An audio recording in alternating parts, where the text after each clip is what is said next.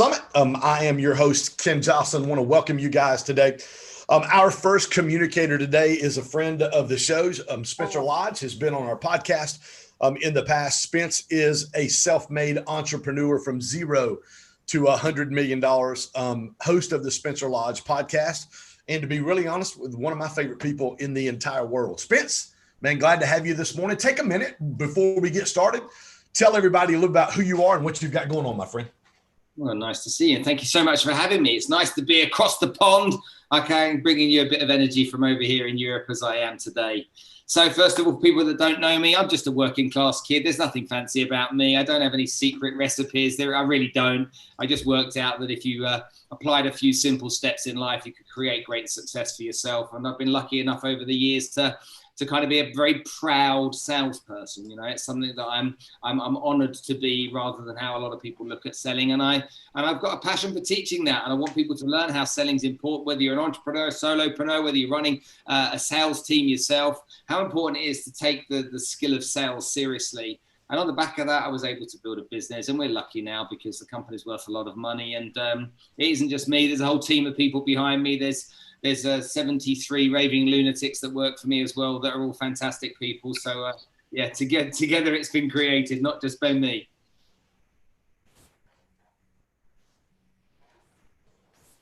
Awesome. I think I lost you there, Spence. Hey, talk real quick. Every communicator day, we're talking about mindset. We're talking about strategy.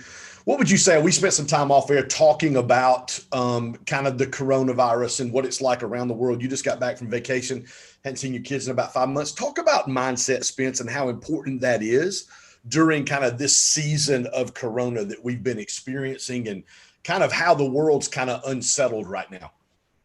Well, I think that everyone right now has a perfect right to be upset, down on themselves, potentially depressed, feeling that the world's against them and stuff like that. There's a lot of talk about more problems being caused by mental health issues than are being caused by any type of corona that ever exists. So I think it's really important to understand that this has come, it's sideswiped every one of us. And some people have jumped on it and become very aggressive, and they've worked their way through it. And other people have been startled by it. And usually we would say, you need just to be aggressive and you need just to be dynamic and push your way through. But that's not how the human brain works. And our emotions are different than that. And so I think it's really important to have empathy at a time like this for people that are facing challenges, emotionally, psychologically, and also really important to give people tools that they can use that are more than just the kind of yeehaw, gung-ho, go for it type things, because it to me, that's nonsense. People need tangible, actionable tools that they can use, processes that they can use just to help build their self-esteem, build their confidence, build their outlook from maybe pessimistic or negative into a more positive outlook. And I think I've been working hard trying to get people to understand that on my side of the world where I am right now. But it's dead simple as far as I'm concerned. We have to really be conscious of our conscious mind and our subconscious mind at a time like this. Our subconscious mind, when everything's going well, is a risk management device. The subconscious brain wants us to lay on that sofa, get that bag of chips, put that remote control on the chest and watch that movie or watch that ball game and just chill out. And that's our subconscious mind trying to manage our risk inside our body.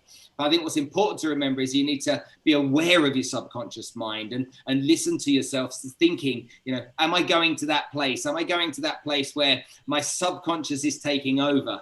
Now, we do it every day when we drive a car. We go into our subconscious place because sometimes we get home from work and we didn't even realize we drove the car home. We just magically got home. So being really aware of that's important, and then taking your conscious mind, which is the one you can control. And this is what I've done for years.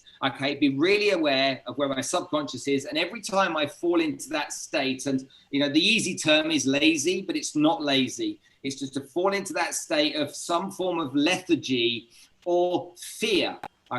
Fear of doing something, and be very aware of it, and then give ourselves a plan of attack so that we can face it head on and give ourselves some momentum going forward in the direction that we need to head in. So a good example of that is very easy just to chill out and relax. It's very easy. I don't know, back in the days of being in the office, at the water machine, at the coffee machine, shooting the shit, catching up with the guys, talking about this and that. Very easy to get sucked into that. We in London, we would call it banter, okay? A bit of banter in the office, a bit of ribbing here and a bit of ribbing there. So it's really, really important that we are aware of when that happens, just like we do when we're browsing on social media. That's one thing that at the moment people are getting sucked into. And it isn't just necessarily just social media, it's news, okay? And it's coming at us from all angles and it's taken us into different trains of thought. Is this a conspiracy theory? Is the coronavirus going to kill us all? Is it a bit of both? What's going to happen? What's going on? Does Donald Trump know more than we know? Should we all be drinking bleach? What should we be doing to make sure we can move forward in a constructive manner? I don't know. And so with all of that information coming at us, if we're in business, we've got to sit down and say to ourselves, what's important? And so, like I've been with my kids for the last week after not seeing them for the last 5 months, okay, nothing is more important than them. And so they take priority this week. And when it comes back to business, okay, we have to say to ourselves, right, what do we need to achieve? And I think a lot of the people at the moment keep getting pushed into thinking about profit. But me, I'm just thinking cash flow. Okay, if you can keep your business going at a time like this, you can worry about profit later. And the best way to keep your business going at a time like this is to make sure money is coming through the door. And so as long as you've got money coming through the door, you can live to fight another day. And so with me, it's taking a focus and saying, right, where are the easy clients? Where are they? And the easy clients generally come from the clients. Okay, the easy clients will always come from the existing clients, no matter what industry you're in. Okay, think about the relationships you have with your existing clients and how you can harvest those people to get more opportunities. Then once you've done that, what you'll realize is that there's other people out there now that are way more sensitive to trying to help each other than before. And because they're sensitive to that, if you go to your clients and you say, look, I need some help right now, guys. Okay, could you do me a favor and introduce me to someone that I can talk to about my business? Could you introduce me to 2 people? And if you've got 50 clients, let's say, and you go and ask for 2 introductions, you're going to have 100 introductions. You're probably going to find 10, 15, 20 new clients out of that, maybe even more. And that means money through the door. That means cash flow. And that means better self-esteem, better confidence, and a more optimistic outlook. And that will then feed into us, okay, that optimism. Because when we start to achieve a little bit of success, we feel good about ourselves. And it's important to keep giving yourself stuff that helps you feel good about yourself, particularly at a time like this. Hey, Spence, talk to me real quick. I love one of the things you said just a minute ago was new clients and cash flow really are the number one thing that we need to be concerned about right now. Really having kind of a shorter term vision of, hey, let's make it through what's going on, because everything we experience in the world, whether it been the housing market crash of 07, 08 to where we are right now with COVID, everything is seasonal and cyclical, that it too will turn around or it too shall pass, if you will. We talk about low hanging fruit. What would you suggest to business owners that are out there today listening to you about how do they approach clients to then in turn kind of talk about the relationship they have and who their company might serve as well? Okay, so first things first is to remember, it's not always, if you're a business owner, it's not always your fault if you lose clients at a time like this. So if you've got 50 clients and you lose 10% of them because they haven't been able to manage their own businesses properly, they've been struck down. If you've got 5 clients that own restaurants, maybe they ain't going to be your clients anymore. So don't take it so personally. Don't get beat up about it. Don't allow yourself to get consumed by it. Stay focused on accepting that this may happen, but then go and sit down. And I have one trick that I use with every single client that I go see. So, and if you do this exactly, okay, you'll find that it works a treat for you. Okay, so if you're able to go and sit down with your clients face to face, maybe you are, maybe you're not. But if you are, go and get, okay, a gift. And it doesn't have to be an expensive Mont Blanc pen. It can be a box of chocolates. Take it, okay, and put it on their desk when you sit down with them and catch up with them and see how they're doing. Think about their business, find out where their problems are, and then say to them, how can I help you? Okay, how can I help you? Simple as that. Okay. And they're going to sit and think, I don't know how you can help me. Okay. Well, let's just brainstorm it for a minute. Who do I know that I potentially could introduce you to? Who do I know that I could potentially give you the number of or put you in contact with that might be able to be beneficial to your business? Now, if you start off by doing that, okay, the client, your existing client is going to be extremely happy that you're trying to help them. That's number one. Number two, at the end of the meeting, what you then do is you then say, look, I'm really sorry. I bought you a gift. I forgot to give it to you. I just want to say thank you for being my client. You know, it means a lot that you stick with me. It means a lot that you put your trust in me. And this is no insincerity here. This is me being deadly serious with you. Just want to say thank you so much. Okay, that person will accept that gift and they will say to you always, thank you. In that moment, you then say, please, can I ask a favor? And you must say in that moment, please, can I ask a favor? What's the answer going to be when you ask for a favor? They're going to say yes, of course. Okay, look, this is what I need from you. I wonder if we could just grab your phone quickly and just have a think of a couple of people that you know that I don't know, who I could explain more detail about what my products and services are and how they potentially could help those people too. That person in that moment is going to help you. So you've gone in there to the meeting, you've sat down, you've tried to help them with their business, because the rapport building exercise with existing clients will be Corona related, no doubt. Okay. Ask them how you can help their business, because they're all going to tell you they face challenges. Ask how they can help, give them a gift, and then say, please, can I ask a favor? They are then going to reciprocate without doubt, 99.99% of the time. And even if they say to you, do you know what, let me think about it and I'll come back to you. You've then got to say to them, do you know what? I hear that. And I'm a sales guy. I've got a business to run. And you know what? As soon as this meeting ends, you're probably going to be going off to 1,000 other things that come into your head that are important for your business. And I don't want to be that guy that's chasing you up. It just makes it uncomfortable for me, as I'm sure it would do for you. Could we just spend 5 minutes right now and get it done? Fantastic. They're going to say yes. And for me, people keep thinking of shortcuts. Okay, you will never be able to substitute a box of chocolates, 6 blooming muffins, or a bunch of flowers. You'll never be able to substitute it as a little simple thank you, okay, a token of appreciation. But you must start with how can I help you, because you've then offered yourself first. That's good. I love that, Spence. Spencer, how can people connect with you? Tell us a little bit about what you've got going on. I know you mentioned some things you've got going on online. We've got your Instagram handle there in the chat, also on the YouTube and on Facebook Live. What have you got going on? The best way for people to connect with you? Okay, yeah. By all means, look, I run an online sales training academy that has not only 400 online sales training videos, there's 7 modules broken out there. Everything you ever want to know about sales is in there, with a lovely British accent as well, which is much nice. Everyone likes a British accent. So we have that online. But what comes with that is that my students then get weekly coaching with me. So every Tuesday we coach, it's group coaching. I'm live. I do a Q&A every week, and I take a subject out of my online course and I teach it within that group. And that runs for as long as anybody wants to be involved in it. My job is really just to try and help people do well, help people to achieve success, and get people away from this fear-based mentality that a lot of people have. There's an abundance of opportunities out there. Remember one last thing, money didn't disappear. Right. It's out there. It just changed hands. You need to find out who's got the money. When you find out who's got the money, then you'll be in a great place to serve them. Last thing, okay, spencerlodge.tv is my website. You can by all means go check it out. You can follow me on Instagram at spencer.lodge. But my objective really is all day long, okay, I'm obsessed with sales and I want people to win. And I think that people need to learn that selling is a skill. You're not born with it. You can learn it. You don't have to be an extrovert, party clown, larger than life character to be really good at it. You just have to be dedicated to your craft. And if you are, you will win.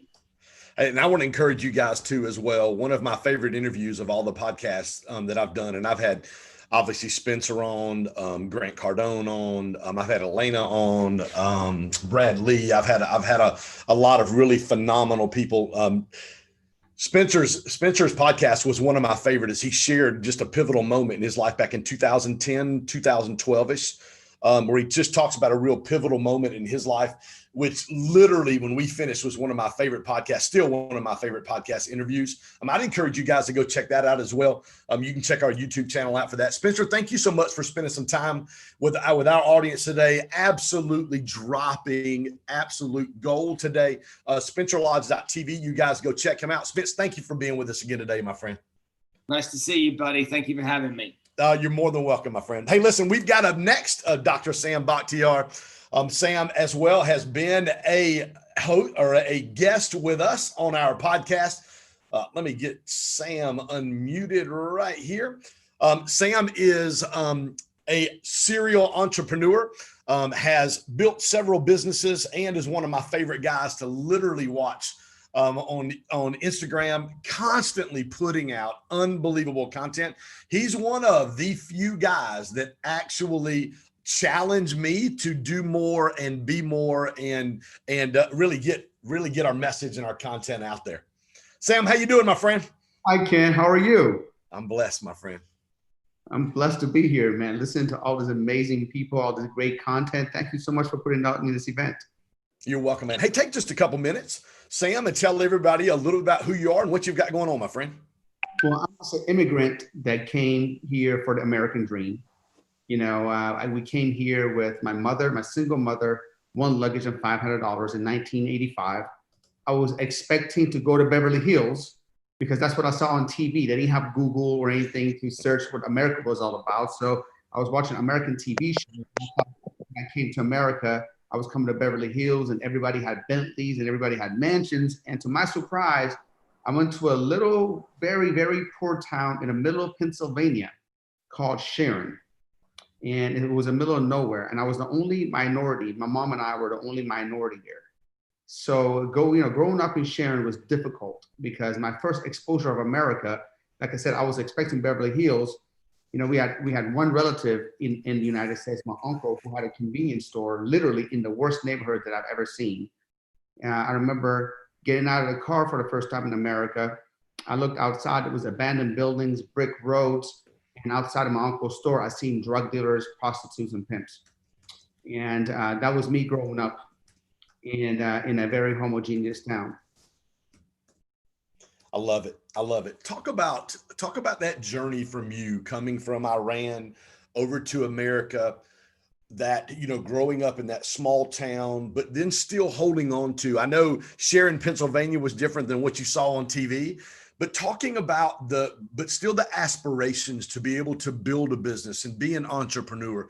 Talk to me about some of the lessons you learned there in Sharon, Pennsylvania that have helped make you who you are today. Absolutely, man. You know, great. And that's a great question. You know, so I went to high, you know, to 7th grade. I wanted to enroll in, to learn how to speak English and, to play sports. And man, I stuck out like a sore thumb. Talking about discrimination, because I wasn't black and I wasn't white. There was only black people on white. Talking about being bullied, talking about being picked on, talking about, being made fun of. And now you guys know at that age, 11, 12 years old, kids can be pretty cruel. And, but everything that happened at that time, it created like a dark side for me, a dark side that I can use to catapult myself to that next level. And I know a lot of times, people doubt us and people call us names or people label us. I think instead of like retreating, we have to use that as fuel. I love Tim Grover's book, Relentless. He says yes. Everybody has like a dark side. You got to just deep within that and be able to go up there and really, really use it as fuel. And thank God I did. Today, I own the Camp Transformation Centers.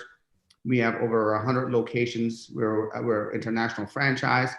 I own a couple of supplement companies, and my hobby is just to help people now get to the next level in life. Because if an immigrant came to this United States with an American dream, and if I did it, anyone can do it. So talk to me about the process. So one of the things I remember you telling me on my podcast, you tried for basketball. I remember you talking about being the shortest guy in the school, trying out for basketball. And really you were like, well, this isn't going to work because I'm just a little physically challenged. And I remember you talking about the first time you hit the weight room. and how that began to transform you from, I mean, when we say I've got over 100 transformation centers, I've got a supplement line, I've got all these things going on.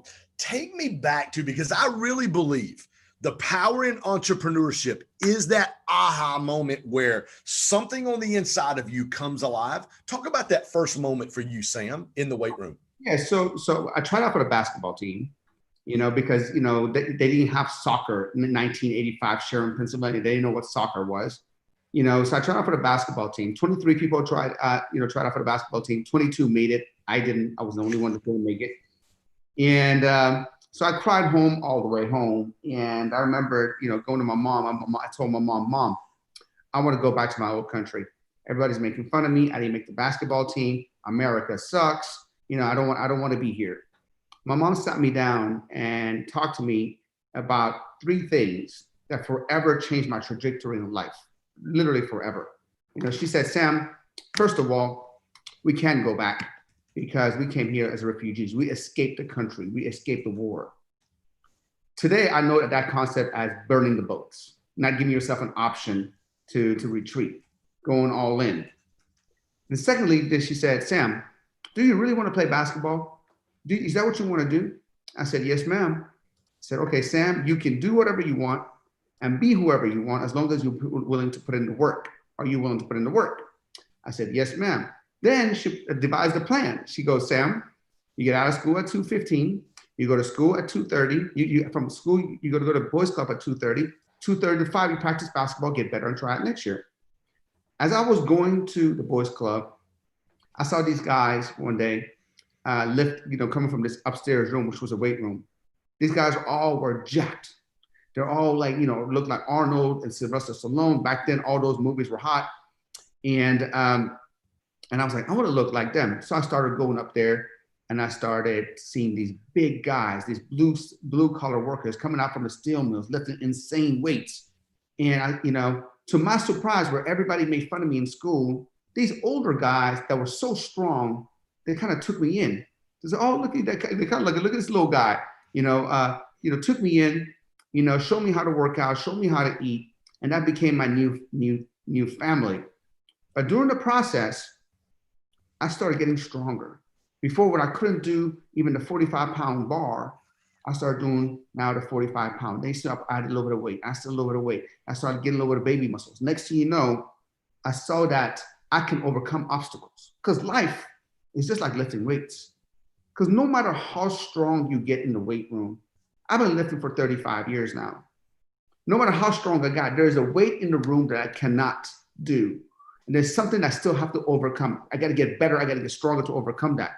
And no matter where you are in life, there's going to be something in front of you that you haven't seen before. In life, obstacles or problems, you're either in a problem, left a problem, or headed towards one.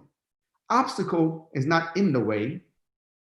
Obstacle is the way for you to be able to succeed. God is not going to bless you if you quit.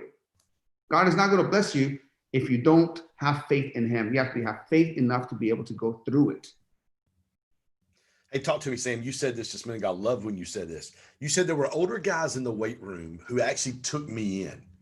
Talk about that power of mentorship then, and talk about that power of mentorship as you begin to grow and scale your business to what it is today.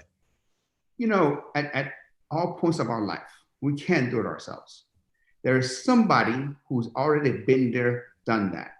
So when I went to the weight room, to my surprise, because all the kids rejected me, these older guys that were they were my role models. They were jacked. They were just lifting insane weights. I was looking at them like, whoa, how do you do that? There's no way a human being can lift that much weight. And they were just so cool. They just sat down and go, Sam, here's the proper form. Here's what you got to do. Here's how you got to eat. And they took me under wing and they mentored me to become a better version of myself. And in life, man, there's somebody that already has a blueprint. Mm-hmm. Somebody's already is where you want to be. All you have to do is ask. All you have to do is get to the next level. I want to give you another example real quick, Ken, if you don't mind, as far as mentorship is concerned.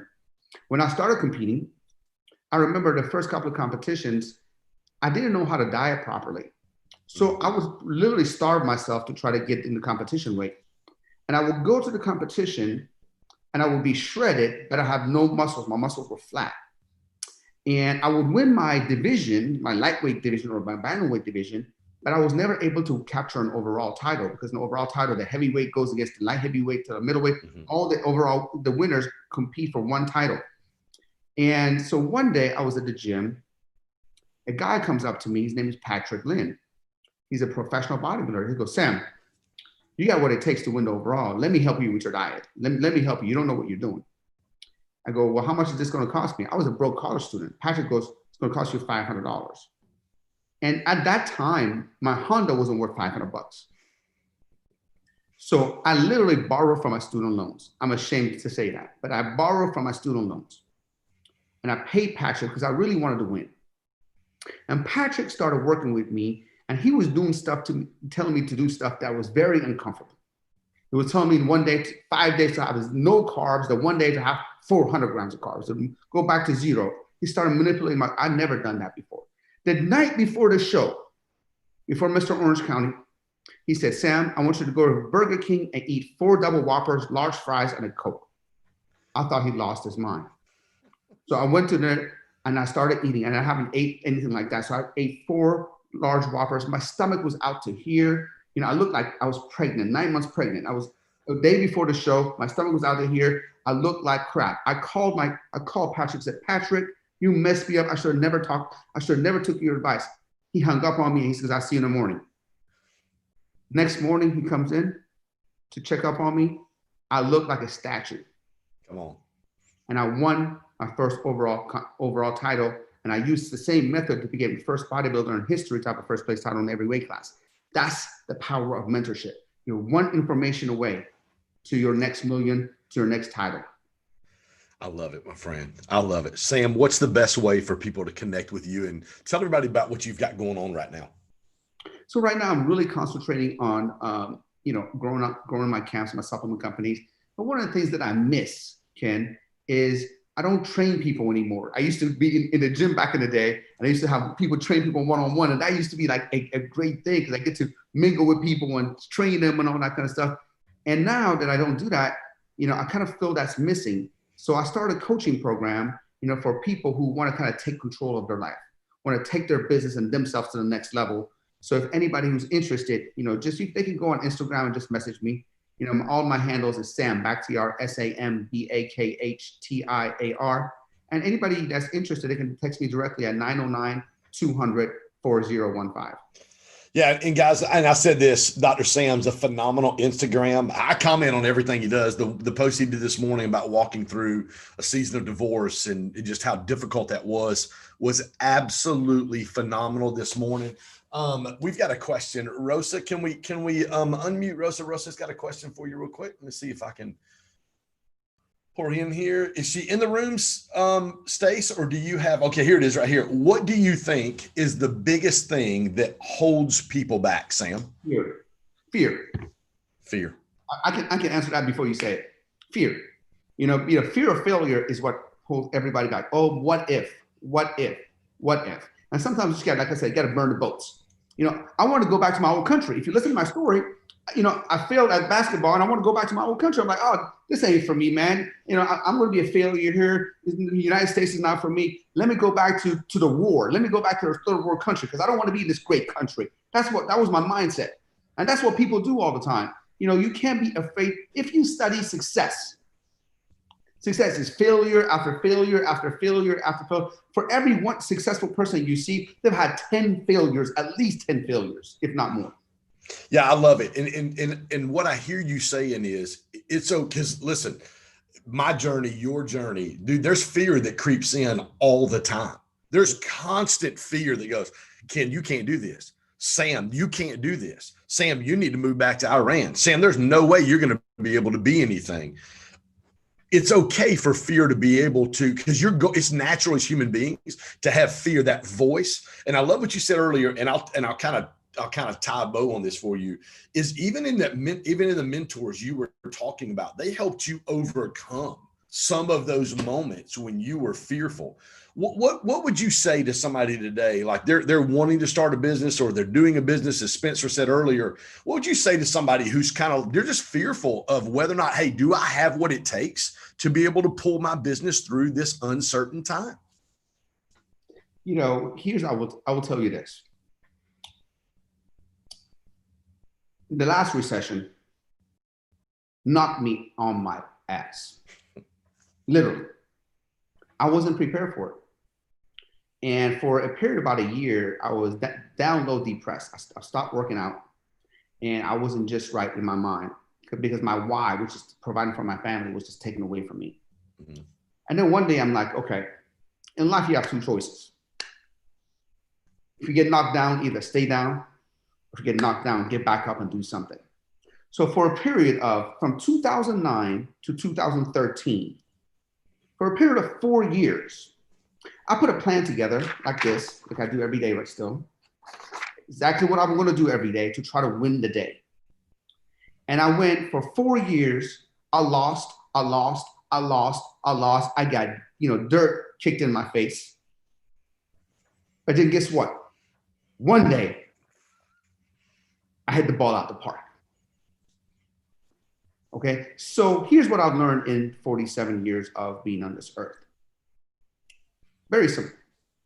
When things are good, they're not always going to be good. You got to always be prepared for a winter time. I wasn't the first time. And when things are bad, they're not always going to be bad. You have to have this faith. You have to walk through the fire. You got to go through the winter time. And that's the key to life. You can't give up when things are going bad. And you can't you can't be cocky and arrogant when things are being good. You have to stay humble. I don't know. Sam, what would you say? Another question is, what would you say is your top book that you've read regarding mindset? Mindset. The book Mindset. Yeah. The book Mindset is absolutely amazing. Love it. Guys, listen, Sam, thank you for joining us today, man. Honored, grateful for your friendship. Love seeing what you're doing, man. I love your heart to help people. I love your heart to come on and share just wisdom from what you've done. Serial entrepreneur, built a multi-million-dollar business. Dude, you've got a multi-million-dollar heart, my friend. I'm just telling you, you do. I love it, dude. You always lay it out there on the line for people. And I'm telling you, it helps people every single day when you come on Instagram and you're sharing, like, here's where I'm at. Here's where I was, here's where I'm at, and here's where I'm going. Dude, it adds value, tremendous value to people. And I just want to say thank you for being my friend, man. And thank you so much for having me. Thank you so much. And likewise, mutual respect. Appreciate you. And thank you for putting on this great event.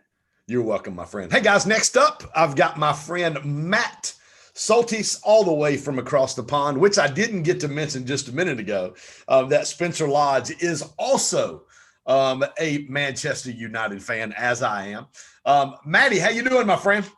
I'm good, my man Ken. How are we doing? That was some fire there from Sam and Spencer to kick this off. So I'm fired up. Yes, it was, man. Hey, Matt, tell everybody a little bit about who you are, what you've got going on. Matt is also a fellow Grant Cardone licensee and one of my favorite people in the entire world. Legend, Ken. So, for those who don't know me, I'm Matt Soltis, founder of Thrive Assets here in the UK. I'm a real estate investor by trade, but I help conscious entrepreneurs to build wealth. That's my driving force, especially through this current time of tremendous change, tremendous amount of volatility that we're seeing.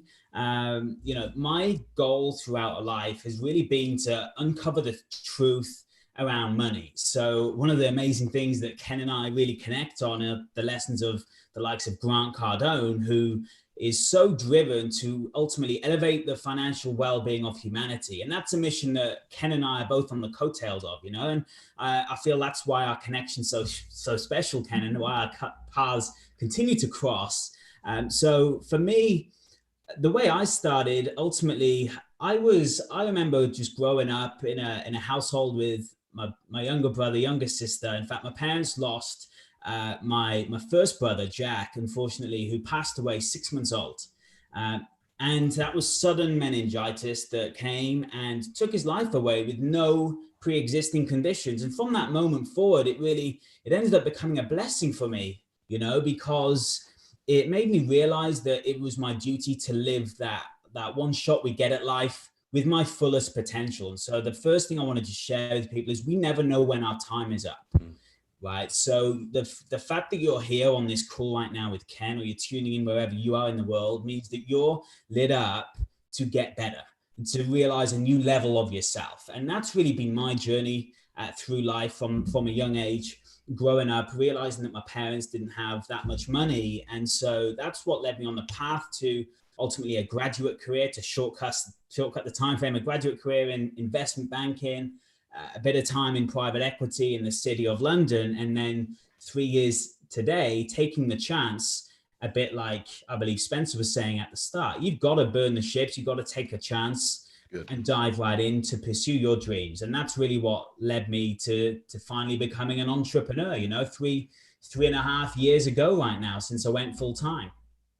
So Matt, talk about that transition, because it's one thing for someone to be an entrepreneur or entrepreneurial, and they've got this passion and vision to start a business, and they're starting from scratch or with nothing. It's a complete other thing to walk away from a very successful, which is very similar to Spencer Lodge's story as well, to walk away from a very successful career in investment banking to pursue the dreams and the vision and passion that you have. Talk to people today about what that looked like for you, Matt. Great question, Ken. For me, it all begins with the fire in the belly. It goes back to what is our reason why, right? That's where everything starts at. And the simple reason most people don't take a chance on their life is because they haven't yet discovered their true purpose. They haven't yet discovered what it is that truly lights them up and keeps them awake at night until they pursue it. And for me, that was the journey of entrepreneurship, of investing, and ultimately becoming someone with the autonomy and ultimately the capacity to build my own dreams. I ultimately was building other people's dreams in the city. And yes, it was a fantastic experience as a graduate. It led me on that business path. But for me, there was another level to life. And when you feel like there's a glass ceiling above your head, that is often the moment when there's that glass ceiling and you feel like you're banging it. You feel like maybe people around you aren't taking notice of you. You feel like you're not necessarily being allowed to express your true potential. That for me is a critical turning point. That for me is, I need to make a transition. I need to make a move at this point in time whilst I realize I'm hitting that glass ceiling. Because here's the challenge that people have. For example, I've seen it in the corporate sector. So many dreams go and die and burn over in the corporate sector, unfortunately, because of the pursuit of money. But we're moving to a new world right now where you no longer need to go to work for money. You now quite clearly go to the government for money, right? That's really the model we're moving towards, is you now go to the government for money because they keep on printing more and more of it. And ultimately, I believe we're moving to an era of universal basic income, but you've got to go to work for your purpose. So now more than ever, this sort of material that you're sharing, Ken, is so key and critical to raise people's mentalities and mindsets in times of volatility and uncertainty, because purpose is something that we're not taught about at school. We're not taught about how do you find your why, but purpose is what you ultimately want to figure out before you do anything else, because until you unlock that, you'll always have that feeling inside of you that you're restless, and there's that next level of truth looking to come out of you. So, my one purpose in life has always been to accelerate our transition to an upgraded life. To accelerate our transition to an upgraded life. I'm on a mission to really help raise the well-being of humanity through ultimately understanding the new world order, where we're going. I've been ready for this time, Ken, because it's part of my mission. When COVID began, I'm like, brilliant. It's accelerating my whole mission to accelerate our transition to an upgraded life. And I have the perspective that this whole situation is, yes, causing a tremendous amount of challenge for a vast amount of people. But through this volatility, we are going to get to a far more harmonious, far more loving, far more unified space. And that's what I'm really excited about being a part of with the entrepreneur community, You said this, and you and I had lengthy conversations at the beginning of COVID back in the middle of March. We had long conversations about kind of what the next few months look like, trying to kind of forecast what it looked like. But you said, I love what you said. You said we need to move from working for money to move to working for our purpose. So when you made that transition out of investment banking, I guess the draw or the catalyst for you making that transition was you realize I can do this and I'm good at what I do, but there's a higher calling and a higher purpose for me. Talk about you kind of discovering that why inside of you, Maddie, and making that move. Yeah. So that for me, it's a very interesting period that I look back on, right? Because when you're in that environment, I mean, I was working around the clock. That's the nature of investment bank in the financial world, especially in the city of London. It's renowned for a bit of a sweatshop sort of culture, right? And we were in there grinding till 2, 3, 4 a.m. consistently on the weekdays, and you're working 100+ hour weeks. And if you do the maths, take off a few hours here and there for 4 hours sleep, maybe a couple of hours commute each day, you realize there's not a lot of hours left of the week because you're basically living at the desk. And so for me, in that massive learning period, I was in this stage where I just felt like there had to be another level, because you start to do the same thing and you start to realize that the deals are going to be more of the same. And I think that that's what happens in any environment that we're put in. What happens is initially you want to get into a growth-minded environment that feels out of your comfort zone. When I began in my career, I felt so out of place, Ken. I mean, I hadn't done a financial degree. I did civil engineering at university, and then I'm learning all about valuing companies, doing billion-dollar mergers and acquisitions on an M&A floor. I'm like, flipping heck, I feel out of my comfort zone. And then a few months later, I remember realizing, wow, £100 million transaction is a small deal because we were used to doing with $1 billion. And then you just realize that money, for example, is all just a number. And it's all about your financial thermostat. And by being in an environment like that, you grow yourself. And so for me, it became a journey of, right, this environment's become a bit too comfortable for me. I need to change because I'm chasing my potential, and I'm chasing my potential. I've got to keep changing. So I went from there to becoming an investor with a private equity fund, small team of about 50 people managing about $20 billion at the time in terms of assets under management. And then from there, I was like, right, now I feel like I've learned, I've juiced this role for what I can. I got to the age of 25, and by that age, I was around 7-figure net worth at 25 by working in the city and grafting through these different roles. But I just felt, look, there's something else out there. So I had to take that massive jump. Ultimately, I knew that I was going to be paying the price for a year or two, or however long it would take me to get back to my previous highs financially. But I was willing to do that because I built up assets alongside my job. And that's the key for anyone here today is you want to get to a situation through this time where your asset-based income exceeds your earned income. That is where financial freedom lies. That is the equation that we should all be looking to satisfy. And that was really what helped me to accelerate my path out of the city as well. Yeah, one of my favorite books, Robert Kiyosaki's Rich Dad, Poor Dad, that's his entire definition of wealth.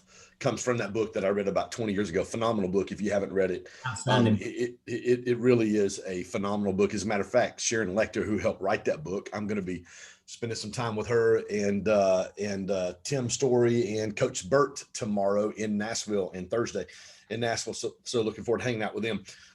Matt, talk about kind of what's next for you as we're kind of hopefully entering and exiting this COVID season, entering into kind of a new season. Talk a little bit about how people can connect with you and what's coming next for the Upgraded Investor. Thanks, Ken. So yeah, as you said, Upgraded Investor is my Instagram handle. So hop on over there. I love to connect with my people over there, and it's always me responding. So just send me a direct message. Let me know how I can be of service because I'm delivering a number of materials for entrepreneurs over these coming weeks. I also have a free community on Facebook. So just send me a message again. I'll make sure you get access to that to ultimately manage your financial capacity through this time. And my goal is to help bring your personal economy back to life, because I believe the biggest conversation of the coming decade that we're going to have is the future of money. Because if we can upgrade the money system, if we can upgrade the financial system, we can solve more problems on this planet, I truly believe, than any one other course of action will. And so I'm very passionate about the future of money. I'm very much an adopter of the likes of cryptocurrency, blockchain, new technologies, exponential technologies, whilst also looking at a more entrepreneurial approach to cash flow in real estate through investing in co-living apartments here in the UK. And future, hopefully, Ken, I can hop over the ponds your way as well. So that's my vision, is to really create inspired places for people to live, people to work, and ultimately for people to play and have fun each and every single day. Because I believe that the experiences with which we craft our life, that's what's so important for all of us. At the end of the day, you don't want to be the richest person in the grave. You want to be the person with the wealthiest memories. And so that's what I'm all about, is creating experiences where communities can come together and truly thrive, whether that's online and virtually like we are hopefully here today, as you obviously are today, and also within my community online. I run a mastermind of top class entrepreneurs that come together and have that environment where hopefully we can win and, derive clear strategies to build assets through this time and know where to manage our money. So that's what I'm all about, Ken. And it's been awesome to be here, mate. Pleasure to always connect with you. And you're someone with such a powerful heart and message. Just keep getting it out there to the world, mate. You know that I'm a massive supporter of all you're doing. I appreciate that, my friend. Hey guys, Matt Soltis, Upgraded Investor on Instagram. You guys check him out. Also a Grant Cardone licensee and one of my favorite guys. We talk probably every other week and just kind of touch base to see what he's doing. Matt, thank you so much for being a guest today. Guys, listen, I want to spend a couple minutes talking to you guys today about taking action. As I take this next 10 to 15 minutes, I want to share with you guys about a thought that I had this morning. And that thought was this, that today, I was literally in the gym today, working out, getting my workout in. And I was getting ready to post on Instagram, and I was just thinking about today. And this is the quote. This is that I put on Instagram this morning. I put, "Today is waiting for someone like you to take advantage of what it has to offer." And I just want to ask you this question this morning. Are you taking advantage of what today has to offer for you? And I think the number one way that we take advantage as individuals, entrepreneurs, parents, business owners, regardless of what we do or where we find ourselves in life, I think the number one way that we take advantage is by taking action. And I want to talk real quick about 3 things that action does. So if you got a pen or a pencil, I want you to grab a pen or pencil. I want you to write these 3 things down. Because if we want to be an individual that takes advantage of what today has to offer, literally every single day. I don't know if you guys saw my podcast last week with Brad Lee. Brad talked about the $1 million morning.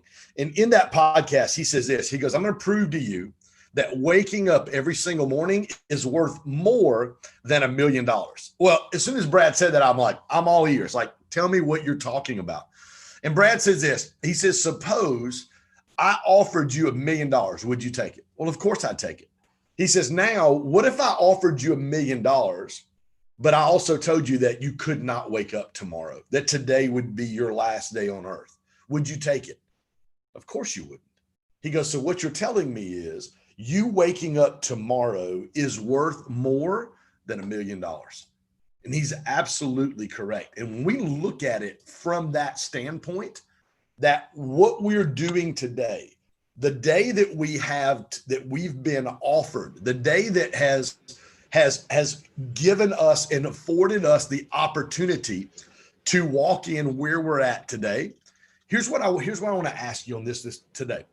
3 things that action does for us, and that's this.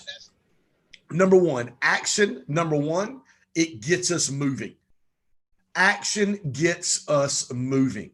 And listen to this, movement always comes before commitment. Movement always comes before commitment. Listen, if we're not moving, number one, we will not get in commitment. We've got to get in action. Ken, I'm not sure what it looks like. I'm not sure what I want to do. Listen, just get moving. Number one, write this down.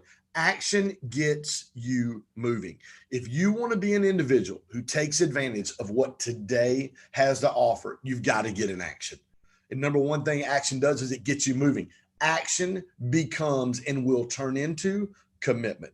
The second thing that action does is it gets you focused. It was funny, last week, I turned 52 years old.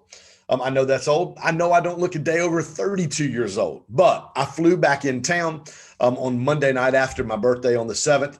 I flew back into Atlanta airport. I've been to hundreds of times. It's about midnight, long day, fly back into town. I land, I get in my car, and I get ready to take off back out of the airport and drive a little north of the city of Atlanta where I live. And I looked up at the road sign where I-75 and I-85 exit out of the airport, and it was literally fuzzy for me. I couldn't see it. I had to grab my prescription glasses I got a year ago that I literally had not even used probably in over a year. As soon as I put those glasses on, literally the signs kind of came in focus. Again, it was a long day. Normally I wouldn't even need them, but it just wasn't clear to me. The moment I put those glasses on, guess what? It brought things in focus. And let me say this to you. When we get into action, number one, it gets us moving. And when we start moving, what happens is we start to get committed. The second thing that action does is it brings focus into our lives. Because, and I want you to write this down, sometimes you can't see where you're going from where you are right now. Sometimes you can't see where you're going for where you are right now. When I started this journey as a Grant Cardone licensee, really back in November, after walking into a boot camp in Miami and spending the weekend with Grant and with Richie Dolan, who heads up the Cardone licensee program, it was not only a game changer for me. I told Grant this in one of our conversations. It literally, I walked into boot camp, and it was like the businessman on the inside of me got born again. There was a switch that was flipped that literally set my heart on fire. A lot of what Matt was talking about just a minute ago on the why was literally flipped. So I just began to plan. I met with Nate May, who's our business development guy. Nate worked for John Maxwell for several years. Met with Nate over coffee for about 5 hours the day after I flew back from Miami, after spending a day and a half with Grant and Richie and Jared and the team down at 10X headquarters. And I said, dude, here's the things that I want to do. And I just started listing the things that I want to do. I was working for an individual. We were doing one-on-one business coaching and one-on-one coaching for pastors, ministry leaders across the country and across the world. Said, I want to start my own coaching business. I've been doing this for a long time. I've been an entrepreneur. I'm out of 25 years, half of that in the real estate and the mortgage business. I was a mortgage broker. I've sold and closed over $200 million in real estate transactions, being a mortgage broker as well as a realtor and a broker. Man, I'm ready to do this on my own. I want to do this. I want to get my podcast up and running. I want to be able to coach. I want to be able to do some online coaching with some people. And I want to do a live event.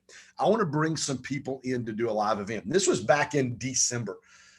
About 2 or 3 months later, we're planning a live event. And we're literally, our Grow Stack Drive brand didn't even exist. But what happened was we took action. Action caused us to get moving, which preceded commitment. The more we became committed to chasing after this dream, the more the Grow Stack Drive brand began to become a reality for me. So even in January and February, the GSD movement or the podcast or the virtual summits that we've done now, this is the 4th or 5th virtual summit that we've done. The relationships I built with guys like Spencer Lodge, Matt Soltis, Nikki Sharp, who's coming on the show next, Dr. Sam, guys like Grant Cardone, guys like Brad Lee, just some phenomenal individuals and influencers around the world. Listen, 6 months ago, I had no idea that I would be in relationship with these people. But what happened was I got moving. Action gets us moving. Moving gets us committed. When we get moving and committed, things begin to come into focus. Now, here we are 6-7 months later.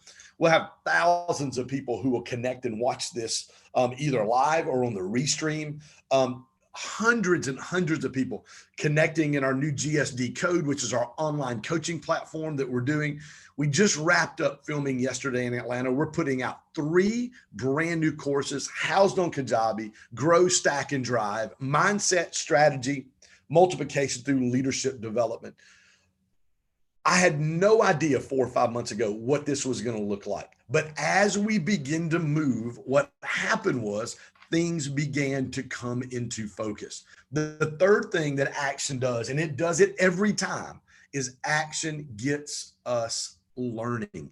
It causes us to begin to learn.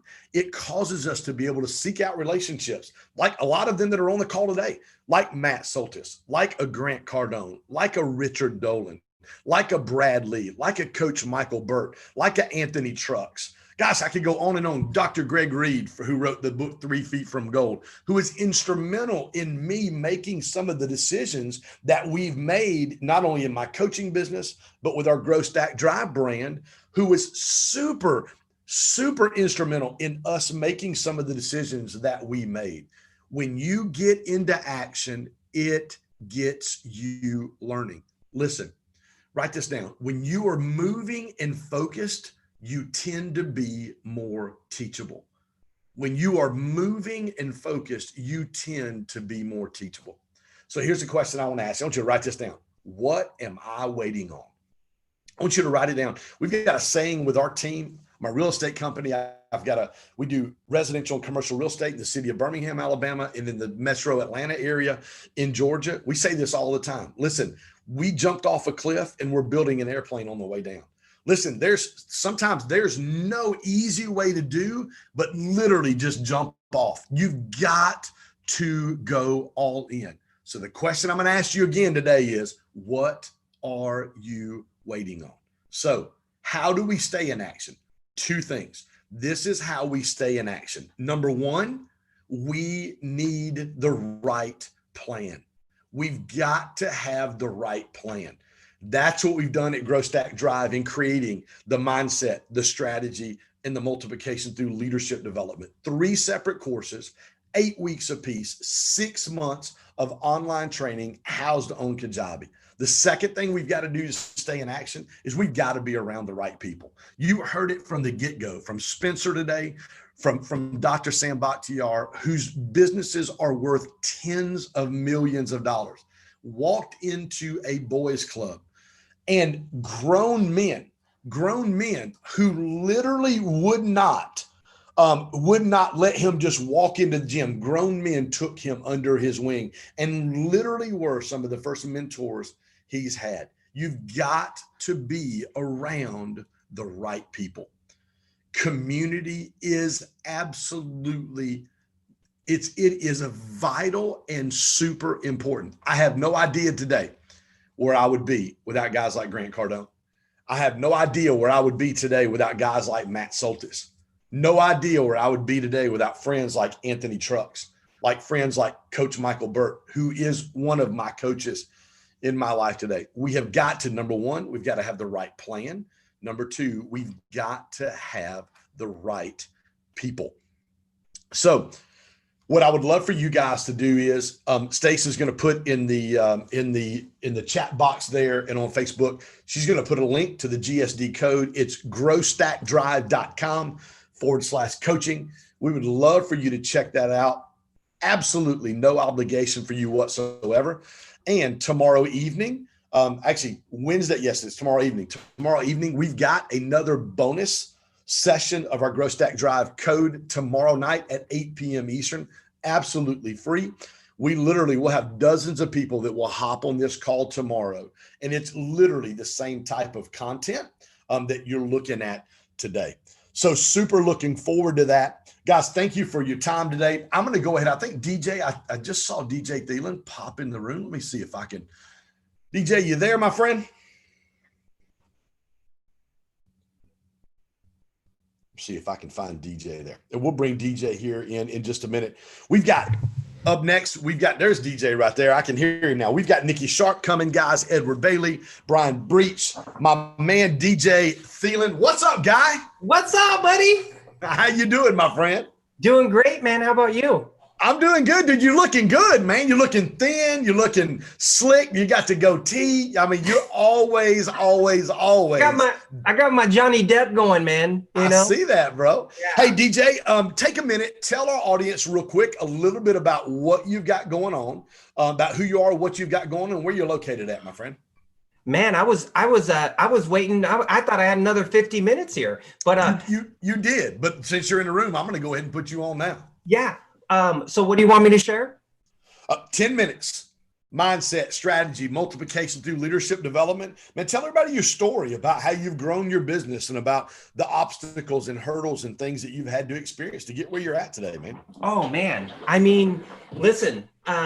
Well, as you know, Ken, because you and I, chopped it up right at the. Yes, actually, you were talking about something. The importance of being in environments is so vital. Ken and I met at the 10X Growth Conference we sat like 5 seats apart. And I just knew by how he carried himself. I'm like, man, this guy's somebody, And but we just connected, started talking, and just realized we had a lot of similarities, not just friendships wise with Brandon Dawson, different things, but various baseball backgrounds, obviously, which he and I could talk about both. But yeah, I mean, long story short, grew up, very poor, single mom, no dad in the mix, had some abuse, had ADD. Back and I just turned 49, so back then, well, even now it's not a good combo, but back then it was a really bad combo. You're probably going to end up in jail or something, or in a gang. But I was fortunate that I had the athletic talent, and I was blessed, very fortunate to be able to get drafted by the San Francisco Giants in 1991. Signed, played, came through the minor league system, and was on the verge of just breaking into the major leagues in the mid 90s, and had a son unplanned, and not having a dad myself. I always said, hey, when I have a kid, I want to be there. So ended up deciding that I was going to take a year off, talk to Dusty Baker, who was a manager at the time, had a long heart to heart with him. And I'll never forget, he told me, he said, DJ, whatever you have to do as a man, I'll always respect. We're going to be friends. Like, I care about you. I want what's best for you. And for me, it was the first time, it was really like the first time that anyone, I felt like, they didn't treat me like I was like a number, right? Or just an investment, like they had this investment in me, but they really treated me like some Dusty Baker, if you guys don't know, is I don't know if he's in the Hall of Fame, but been managing, playing forever. But he really cared about me as a person, and that really got me thinking, like, gosh, I'm going to take at least a year off, take care of my son, because my dad wasn't in our life, and I want to be the dad that I didn't have. So that was really how it started. And then from there, got into real estate and built a company, sold a company in 2005 for my first company for a little over $1 million. And since then it built, got into real estate, had no idea what I was doing, got my teeth kicked in. But ultimately, it just, it led me, right? I think a lot of the things that I learned from being a pro athlete, it led me to, I didn't realize it at the time, but it actually played more into my favor and helped me more later in life than it did even when I was playing. How to be the first one to the field, last one to leave, how to overcome failure, how to leave a bad at bat and de-energize and move on. Even I have people tell me, like, man, DJ, that didn't upset you? And I'm like, no, man, it's fine. Cause I know now, right? Like when you've been in the game as an entrepreneur for so long, you just know at the end of the day, that's all going to work itself out. They're going to be, that customer is going to be fine. They're going to be okay. That person's going to get right. That person will get over not liking me someday because, whatever. Right. So you start learning, I think that, that things are always going to work out at the end of the day. And I think I took a lot of lessons from baseball, from sports, is, energy, right? Thinking positively, expecting positive results, and just manifesting. And hey, let me ask you a question, DJ. Talk about, so you were, obviously athletics was huge in your background, great baseball player, drafted in the 6th round by the San Francisco Giants. It was your dream. Like, that was your dream. You walked away from that to be able to be a dad because it was something that you didn't have. You didn't repeat that cycle but literally you walked away from that. Talk to me about some of the process and the decision and mindset that it took for you to make that decision to walk away from your dream. Man, you know, Ken, at the time, I mean, I signed when I was 19. So back in 91, when I signed, it was very rare that teenagers were, you know, getting drafted high and let alone, you know, signing. Now it's common. So I was young. I was, you know, always the youngest one on my team, whatever level I was on. And when I ended up leaving, you know, I always just told myself, I think goes back to like programs, right? We play in our head. So I always told myself from a young age, because basically our dad, I would say, abandoned us. You know, I'm not a victim by any means, but he wasn't in my life, right? So I always told myself, hey, when I have a kid, I'm not going to be like that. When I have a kid, I'm going to be at all of his games. When I have a kid. And so I had this plane in my head from a young age. So I was kind of almost like, looking back, I was like programmed that when I have a son, I'm going to be there. So that was the route that I took. Now he's 24 years old, right? Young hustler. And he's 24 and doing great. And so, but the process, like at the time, I think I was so programmed because from all the hurt, from all the pain. And I think that looking back too, we can all take, a lot of times the things that we think are a curse in our life, like end up being a blessing years later. And we're not able to see it at the time, but we can look back years later and go, wow, man, I'm so glad that happened, because it allowed, who knows, right? I don't know what would have happened if I had a great dad and he was in the picture. Maybe I would have said, oh, you know, I'm going to keep playing ball and my kid will be fine. But ultimately, I think a lot of times what we think is the curse ends up being a blessing, but we can't see it at the time until it's years later, years down the road, right? So I believe that I was just programmed, probably from pain, from you know, anger, from things that just emotion, that, hey, when I have a son, man, I'm doing the exact opposite, you know? I love it. And yeah, I hated smoking. My mom smoked, and I always said, I will never smoke, because I used to wake up to smoke, cigarette smoke, and cover my head with my blanket. So I never smoked, right? So I think you can take things either way. And so anyways, did that, I guess, answer that? Yeah, no, you're good. So talk to me, DJ, too, about I love your analogy. For those of you guys that don't know, I umpire college baseball. I work on the D1 non-conference and D2 level. So I tell DJ he probably would not have liked me because I have a big strike zone. Nobody wants to watch a baseball game for longer than 3 hours. It's too damn hot outside to watch a baseball game for 3 hours. You were like Alfonso. Yes, Marquez, man, just sit there and ring them up, baby, ring them up. I told this total side note. A buddy of mine who was in the big leagues for a while. I was talking to him the other day. I was watching the Tigers game. They were on Sunday. I was actually at the gym getting on my bike, watching the Tigers game. And one of these young cats that was behind the plate, 2 out of the first 3 pitches in the K zone were strikes, and he balled 2 out of 3 pitches. And I'm like, bro, you're gonna put me to sleep. So I tell pitchers and catchers, you would have loved me. Batters, hitters like DJ was, no, we would probably not have got along. It'd about, hey, Blue, that's outside. No, it ain't outside today. It ain't, son. But hey, talk to me. And I didn't have a lot of control over my emotions either. So we definitely would have butt heads, man. Talk to me about. I love the concept of you leave a bad at bat, and you move on to the next at bat. Talk just about, that's a transferable principle from baseball and athletics into you building the business that you're doing right now. Real quick, talk about the business that you're doing now and how that really has, that one transferable principle has helped you grow your business to what it is today. Oh man, so I have a company. I started investing in real estate out of state 15 years ago. Built up to some rental, built up my own rental portfolio. After a year, I had friends and family and wanted me to help them out. And back then, 15 years ago, it was really dangerous.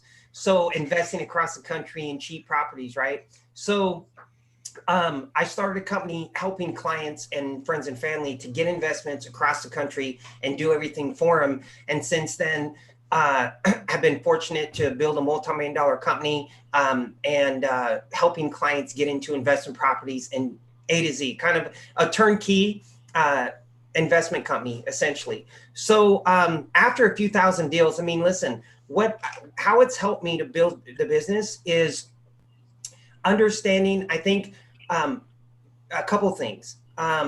Understanding, I'm very self-aware now. At 49, I'm very self-aware. So what I say, and at first, you have to always be on guard against it, but it becomes a habit. So I'm very self-aware at my self-talk, at what I listen to during the day, what I watch during the day.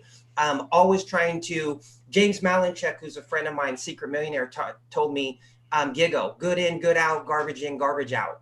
So whatever is going in is, whether we think it's affecting us or programming us or not, it is. So I'm very self-aware at, I think that's the biggest thing that's really helped me, Ken, is just being self-aware.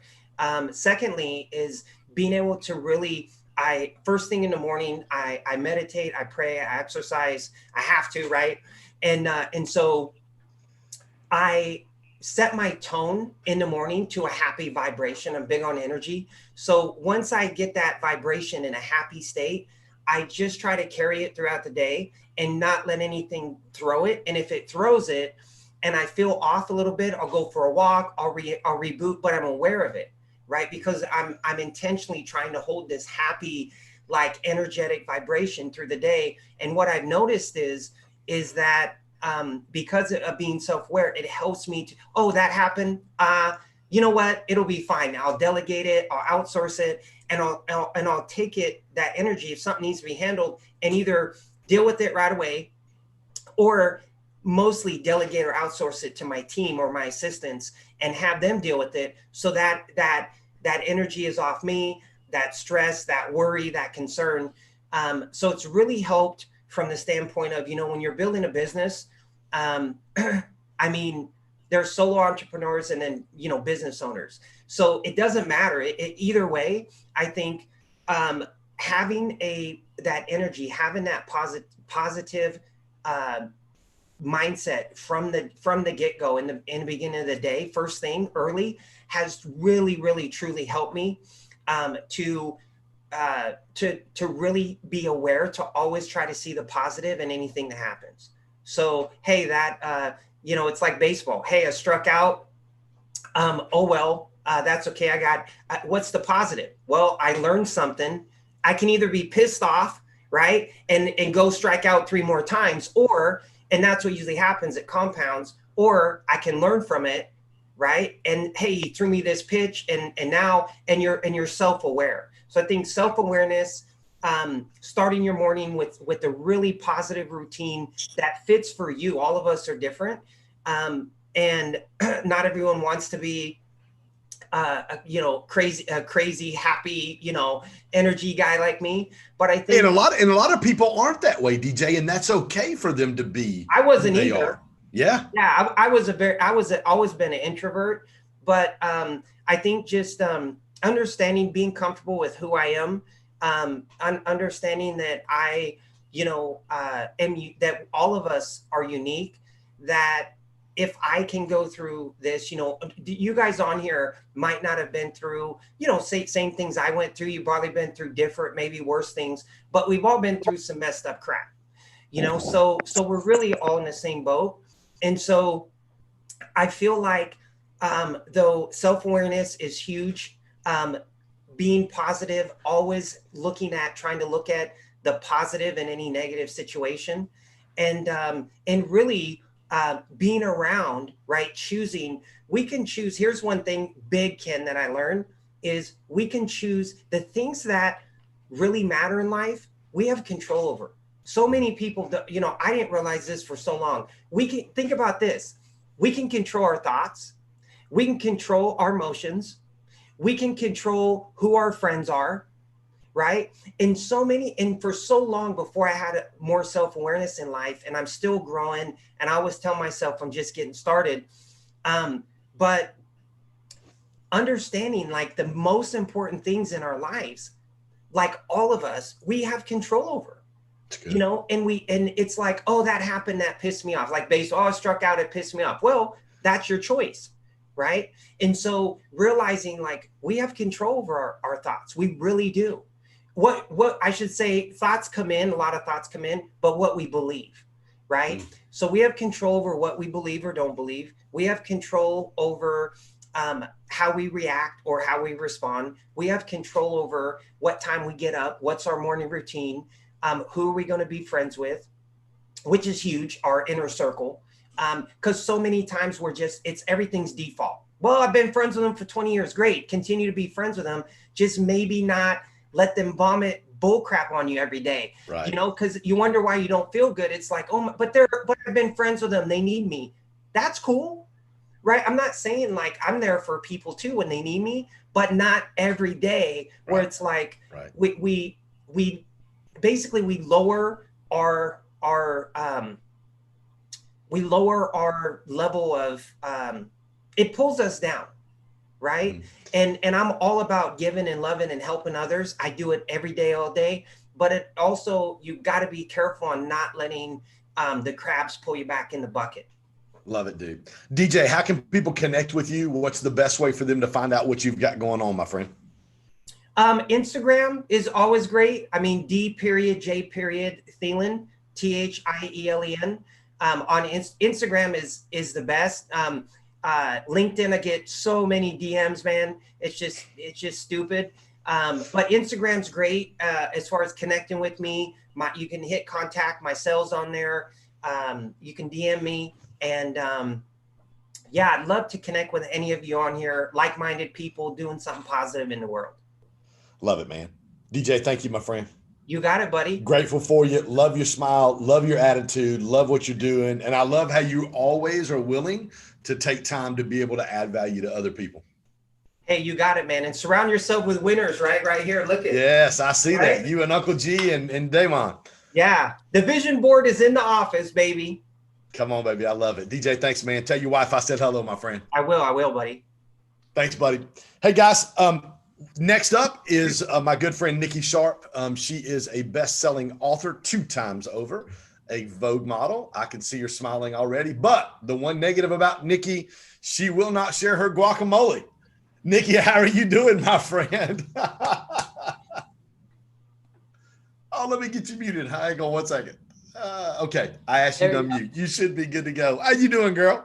I'm amazing. And so for that comment, everyone's like, what are you talking about? I was just in Mexico in Tulum and Ken was messaging me because I basically live off guacamole when I'm out there. And Ken would be like, so are you gonna share that in the margarita? And I'm like, mate, if I could send it to you, I would. Anyway, Nikki, thanks for being with us today. Take just a minute and tell everybody a little bit about what you've got going on and what you're doing right now in your world in Miami. Cool. Can you hear me? Okay. Yeah, we got you. Perfect. Hear you and Okay. see you. Fantastic. Fantastic. So, I actually just moved to Miami. I was right before quarantine, I had just gone to LA after spending 2 years out of America. And I got an apartment, got a car, and then COVID hit. So I left it all, went to London, spent quarantine in London because, America's a little crazy with the rules and regulations. And so I felt a bit more safe there and then came back thinking that COVID and, things were settling down. Wasn't the case, but I decided to come to Miami, try something new. I've lived all over the world in 11 cities in 10 countries. And I was like, well, haven't tried Miami yet. So here we are, just signed a lease on an apartment. And I feel like COVID has given us such a beautiful opportunity to try new things and expand our horizons. And instead of looking at it like, oh my God, the world is crashing and burning, which it is, there's also really beautiful things that can come from this. And it's our time to let go of things that held us back and try new things and explore and step into our fears. So I'm in Miami now. Hey, you said that. I love you because I just had you on the podcast last week and we talked a lot about mindset, which you're a mindset coach, life coach, phenomenal, a phenomenal interview the other day. And you said it gives us an opportunity to try new things, to let go of things that weren't working. What are some things over the past 4 or 5 months, Nikki, that you've let go of, that you just said, you know what, it's time for me to move on into this new season of my life? Talk to us about that. So, I mean, there's so many, but there's the few big ones. I'll say I ended an on and off 6-year relationship. So we, would break up, make up. And that's actually, I was with him in London, and I really started to realize that it just wasn't a right fit, and he's a wonderful human being, and that's that. So I really started focusing on, like, who do I want to be? What is it that I want to personify? And so I left that. I left a company that I was consulting with as well, because I just wasn't able to provide the value that I wanted to for them. And so I left that. Immediately something new came in instead. And I think that's a big thing for people to remember, is always when one door shuts and you step into your fear, and it takes courage to do that. When you do that, there will always be something magical on the other side. Always. It's stepping into the fear. So those two things, I mean, signing a lease on an apartment. I haven't had an apartment where I signed a lease and bought furniture in like 4 years. 2.5 years ago, I left LA, sold all my furniture, gave up my apartment, moved to Paris. And so this was I feel like a big kid now. I'm like, all right, let's do it. It's time to do some adulting. Yep. We spent some time last week talking a little bit about mindset.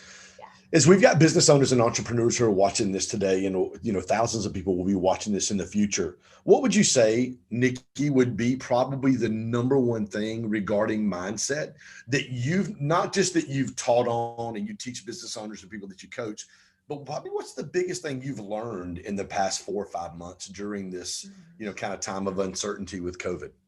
Great question. I mean, so many, but I would say, with mindset, it's really stepping into your fears, like identifying what it is that holds you back, and what holds you back, but then what's the underlying fear behind it? Because, we can sit there and meditate and be positive and wishful thinking and visualization as much as we want.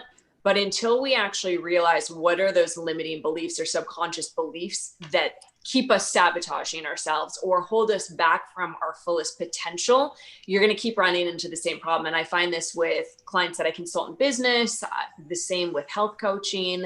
So I would say that really, really tapping into the fears, and COVID is the ultimate example of it, that we are living our greatest fears of loss of security, loss of income, being fired from jobs, having to spend all your time at home and not having personal contact. So in a time like this, it's definitely a moment for us to be like, okay, what are my greatest fears? Because I would say, I'm going to, correct me if I'm wrong, anyone out there, but you haven't died from being home this whole time. You haven't died from being in isolation, even though that's a fear. And so, yeah, I would say that's it. What do you think is the biggest thing that holds people back from really kind of digging and trying to figure out what that underlying fear is? Yeah. So funny enough, it's the fear of change. People are desperate for change, and we want better relationships. We want to make more money. We want bigger houses or better friends or, whatever it might be. And then it's the actual, or we want a better body. It's the fear of having to change what we know, because we're so deep rooted in certainty that people freak out when there's uncertainty, which again is like COVID is all things uncertain. And so, we're starting to realize hey, life is somewhat manageable. We adapt. But when you come from a place that, you want change, if you're not willing to step into uncertainty and loss of control, which is BS anyways, it's all perceived control. Right. I would say that is absolutely the biggest thing. Yeah. DJ said something to that effect just a minute ago. And you talked about uncertainty. One of the things that I really believe, and I've talked about this for several months now, is we're looking for certainty when what we need is clarity. because Yes. certainty is really controlled by outside circumstances. I have no control over one of the things I've seen on your post in the last couple of days is whether or not the gym tells me I have to wear a mask while I'm working out, or whether or not, and I don't mean to get you started on that, Yeah. or whether or not I have to wear a mask at Planet Fitness from the door to my exercise. I have no control over what's going on in circumstances. You said just a minute ago, control is really a myth. Like there are things that I can control. Well, clarity really is what's going on the inside of me. Yeah. That I do have control over. And when we talked about limiting beliefs, you talked about fear. What would you say are some of the other limiting beliefs that hold people back from really experiencing everything that they desire to be and can be? Yeah. So other than, I mean, fear of change really, or not wanting to go into it, I'd say too is, people inherently want to be liked. And so, and we have this deep down belief, and, people are gonna be like, I don't have that. It's like, we all do. All human beings have this, where we don't feel inherently worthy of love. That's why when someone doesn't call you back and you're dating, and you're like, oh my God. And so it's this notion that when we kind of tap into that, and I don't know, I guess I'm kind of like thinking of 5 different things right now, but I would say that's another huge one. There's so many, but it's fear in general is such a big one, because it's, fear of not being liked, fear of not finding a partner, fear of not losing the weight. And then, comes the other side that we end up sabotaging. Mm-hmm. And so like we sabotage the very things that we want most in life. And so it really all just goes back to the mindset and uncovering what the fears are. How important to you, Nikki, has mentorship and community been in overcoming those limited beliefs and really like helping your career skyrocket in your coaching business and a lot of the things that you do? So just to clarify, for mentorship and the community. Mentors in relationships that you have in community to be able to help you overcome some of those limited belief systems. So what's interesting, and I've been quite vocal about this, when I started my career, and kind of is still to this day, I've never had a direct mentor or coach.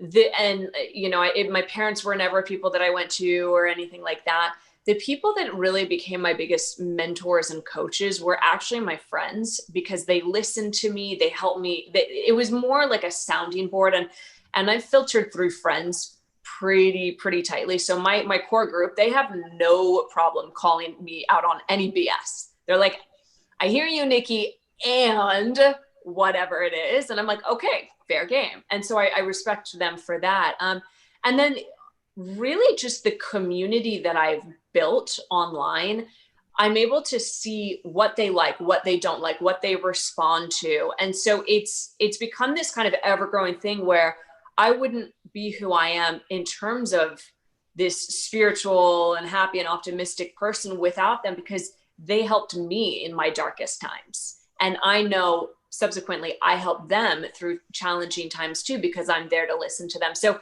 instead of it being like, oh, my followers, I feel like they're part of my family. They're just extended family.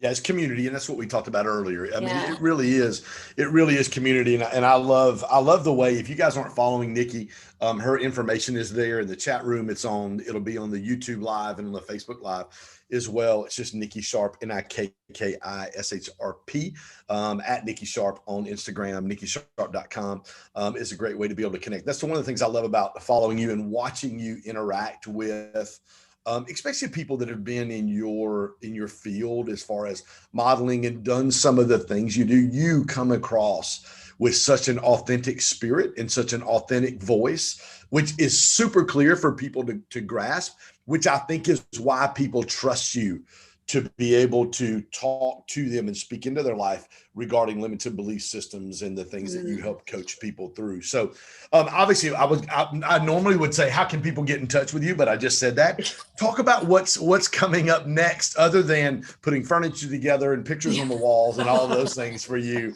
What's some of the things that are coming up next for you, Nikki, that people can connect with you? Yeah, I mean, there's a lot. I have about 5 massive projects going on, and whichever one kind of comes into fruition the fastest or the most I'll go through for the, I'll dedicate this year to. But I mean, I'm one of the big undertakings is that my 5-day detox, which has sold hundreds of thousands of copies across the world, I'm looking to turn it into a meal delivery service this year.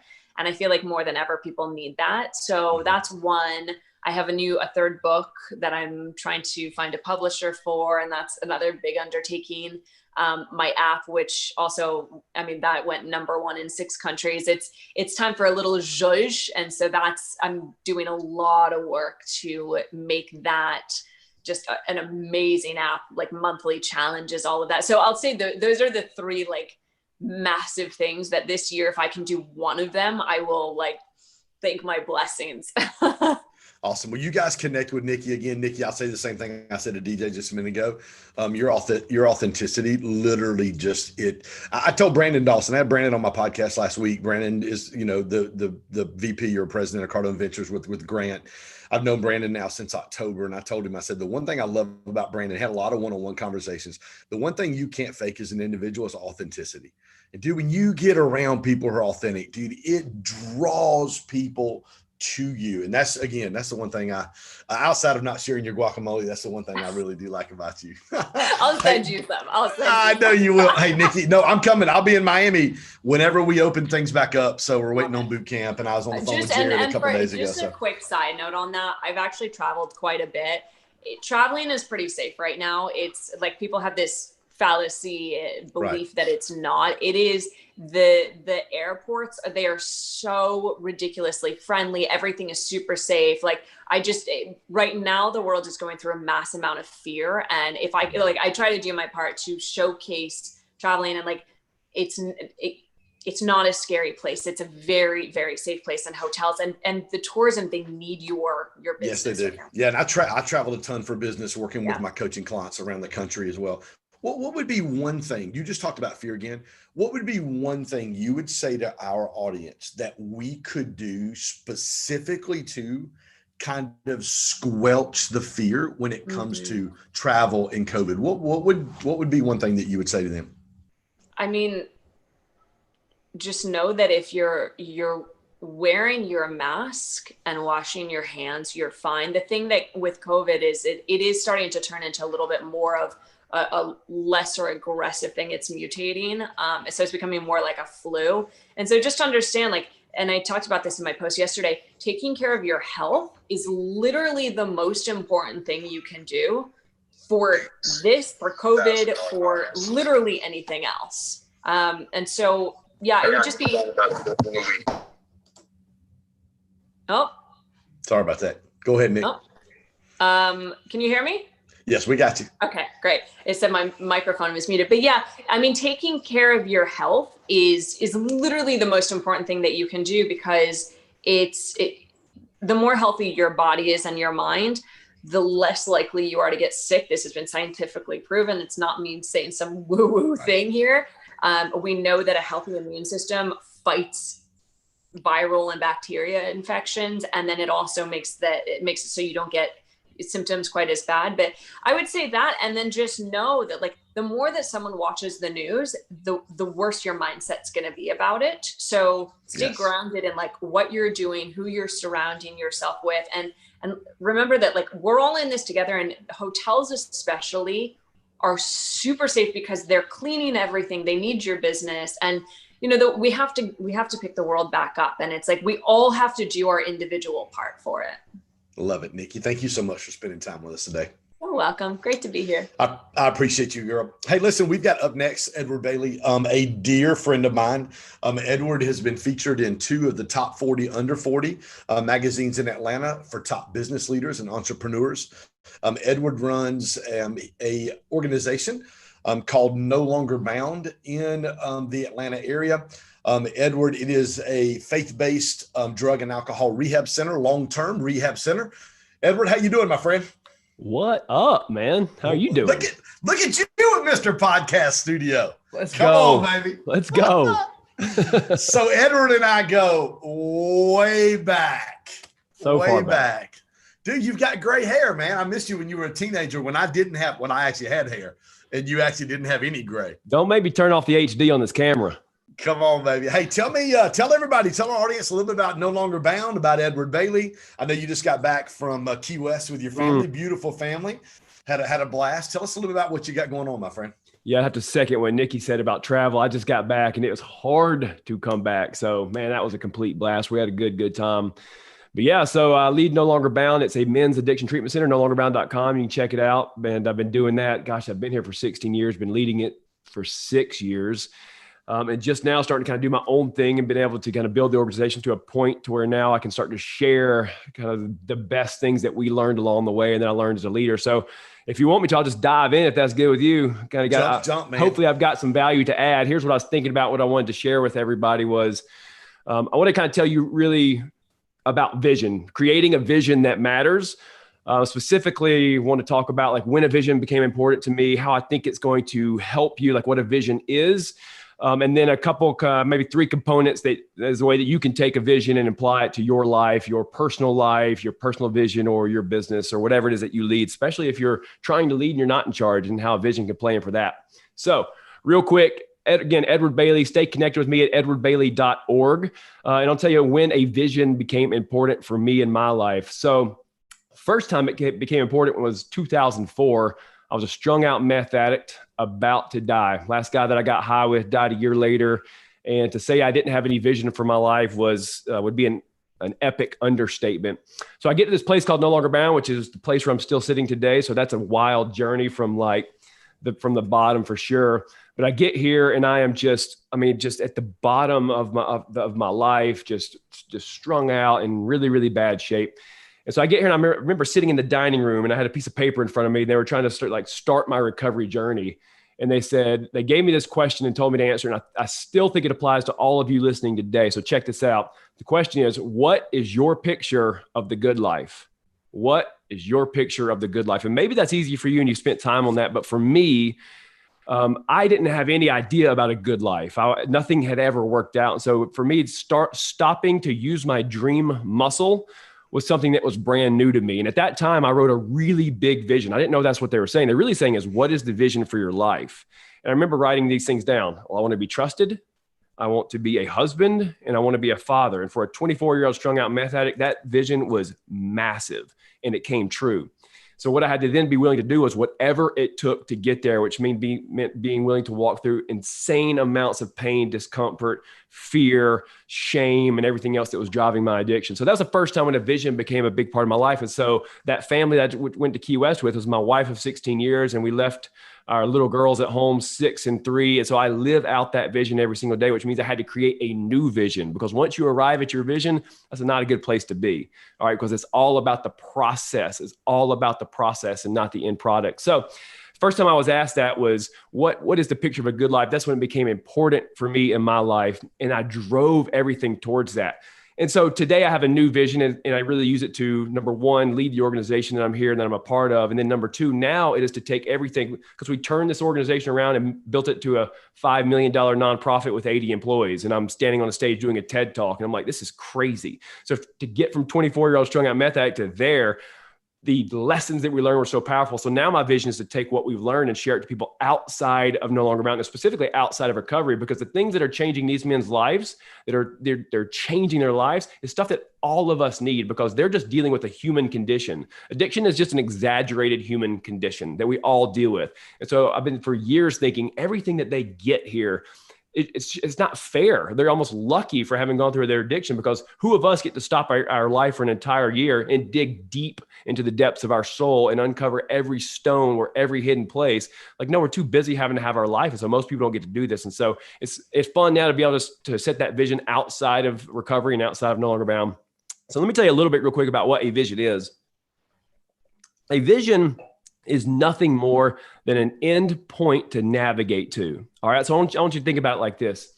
If you're the captain of a ship, you may be leading an organization, leading your personal business, or just leading your own life. Because if you lead none of those things, you're the CEO of you, LLC. Like, you are in control of your life. It's exactly what DJ was saying. Like, you're in control of a lot of stuff. All right. So you're in control of that. So a vision, you think about being the captain of a ship. The captain of a ship has one job. He needs to understand how let's call it like a working ship, like a fishing boat. All right. The mission of that ship is we catch fish. That's the mission. Okay.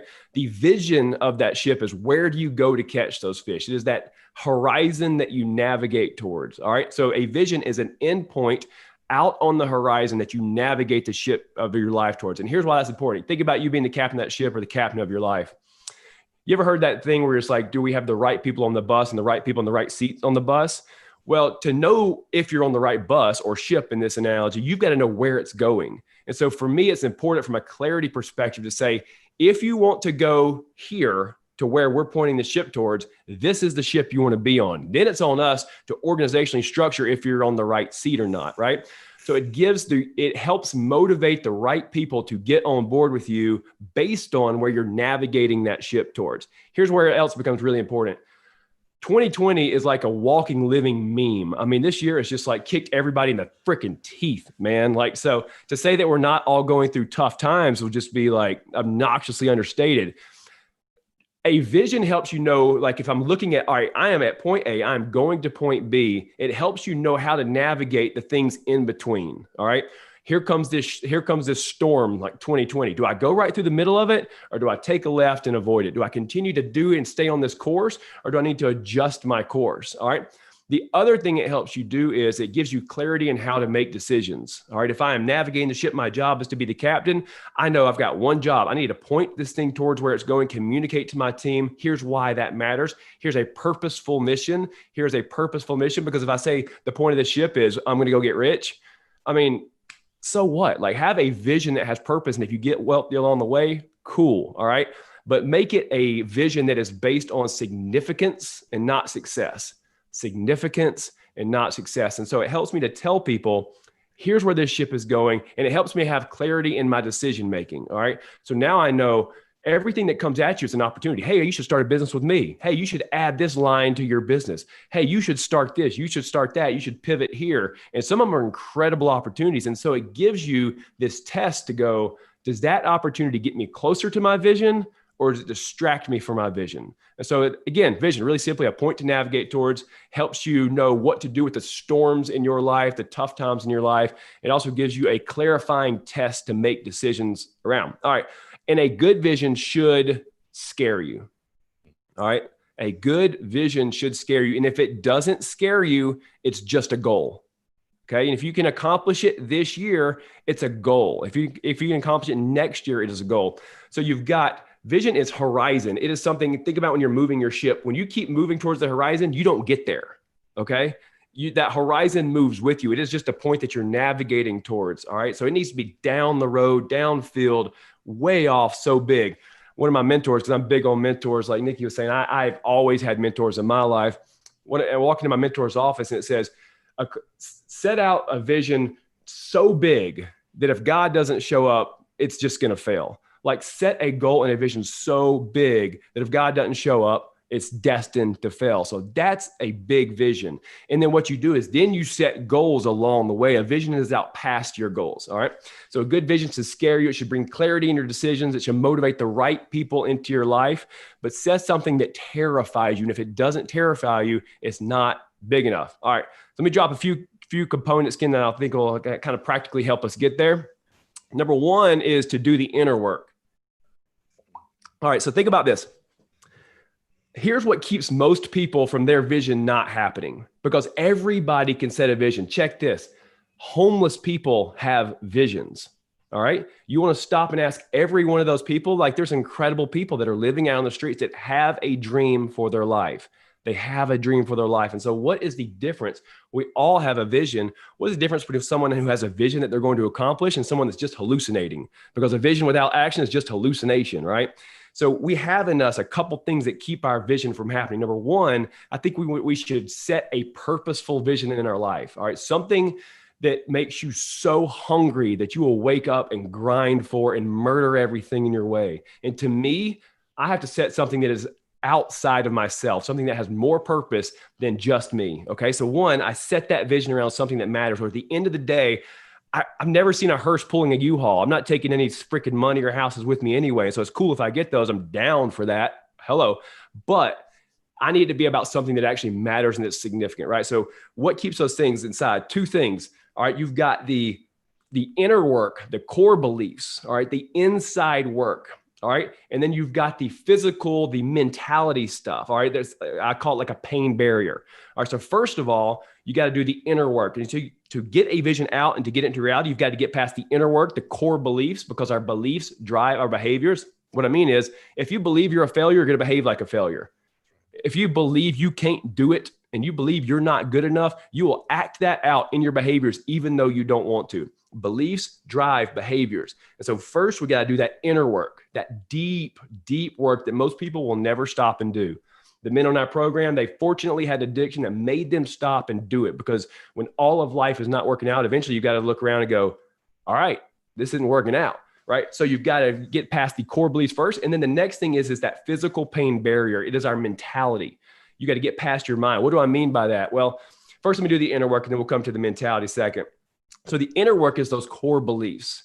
It is those things that most people are terrified to face. It is a thing that a lot of us don't know how to face, but it is going inside of yourself, and you can use a different method. I don't have time for that today, but to identify what your core beliefs are and then do the work to see those things being changed, because then my vision actually has a chance, because I believe my core beliefs have changed to help the impositive beliefs, which takes some time and takes some work. But here's why I encourage you to do that. If you get your vision without doing the inner work, it will crush you.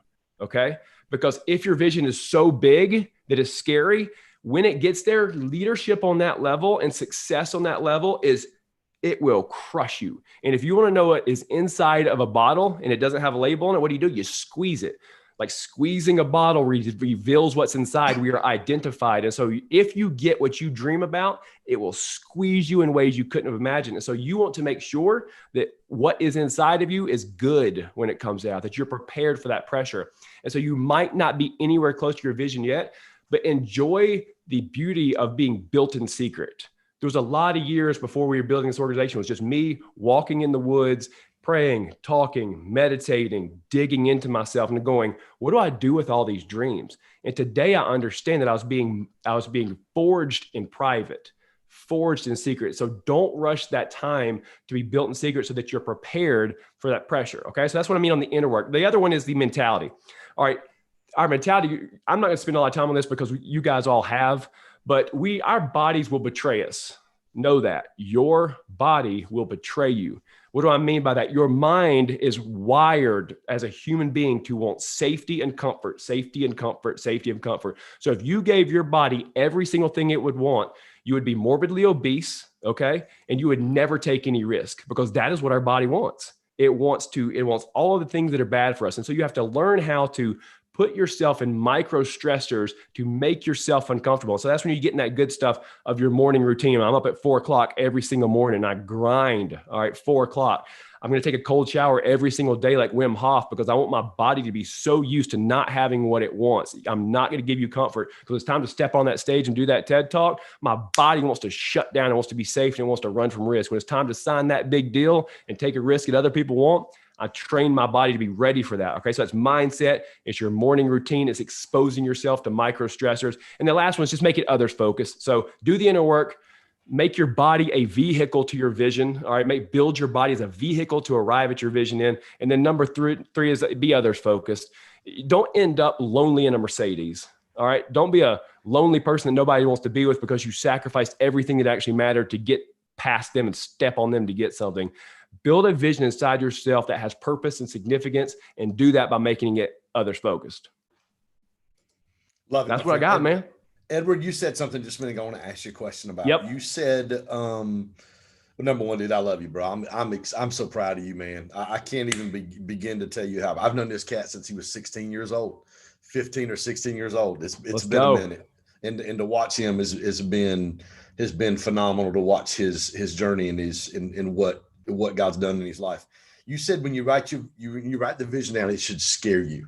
Yep. Talk to me about your first, short amount of time at No Longer Bound as a strung out meth addict. And you wrote down family. I want to be a great dad, and I want to have a great wife. I want to have a great marriage. Talk to me about the fear that literally had to grip your soul when you began to write that vision down then. Man, it was terrifying. You know why? because my core belief was that I was going to destroy and lose anything good in my life. So the idea of having a wife to me was scary because I thought I'll definitely lose her. So I was setting myself up for loss because of the way that I believed about myself. And so I was having to identify what those fears were, what they were coming from, and then digging into the shame of those things, all of the shame of what I had done in the past that had led me to believe that I was not worthy of having anything that beautiful in my life. So I'm standing at the altar years later. My wife is walking down the aisle in her wedding dress, and I'm bawling like a baby because a vision was coming true in my life. And I'm sitting there going, oh my God, like you're worth it in this moment, because my beliefs had changed and my willingness to dive into those really deep stuff. I'll tell you one more time when it happened. 2014, I take over this organization after our founder, so I'm second generation leadership. We go lock up in a lake house and we're going to write vision for this place.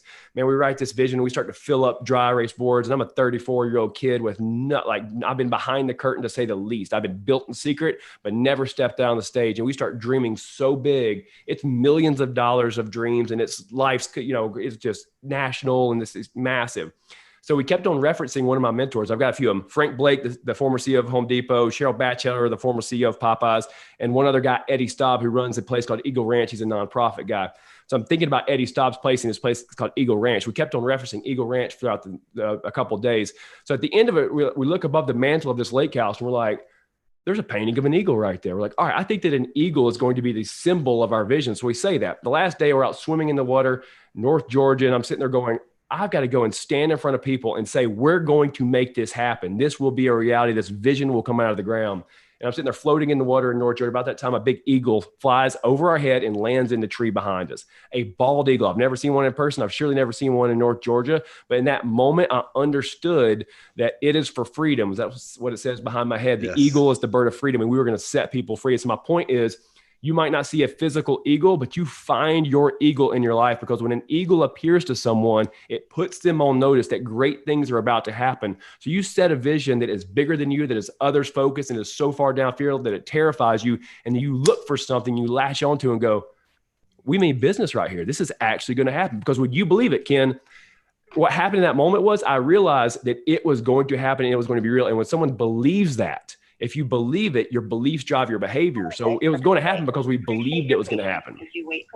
So talk to me, Edward. That was 2014. Tell everybody real quick. Give everybody an update of what's happened there at No Longer Bound over the past month. I guess probably 4 to 5 weeks. Yeah, so we spent a couple of years turning the organization around. Then we set out to have it state licensed for the first time ever in the same year that we set out to raise $3.5 million, things that had never happened here. And so we just started to blow this place up by coming and inviting people to it and saying, here is where we're going. Here is the vision. And it started happening. So we just built $1.5 million, 56-bed dorm to bring brand new guys in. We're about to tear down 2 more buildings, build a brand new dining room, and then a transition house right behind that. And so, man, we're taking that vision and bringing it to life, and it is so fly. And so now I get to turn around and go, let me help you do that in your own life. Let me help you set a vision that matters. And so that's how to connect with me and why that matters. Because I feel like if we have a vision that is about significance over success, and I can teach people and show them how to do that, how to apply that to their life, and then apply the grind mentality to actually get there. Because that's the other thing. If you won't bust your tail hard and everybody else to get there, it'll never happen. All right. So I'm going to set a vision, believe it's going to happen, and then be willing to go through the pain, discomfort, and rejection to get there.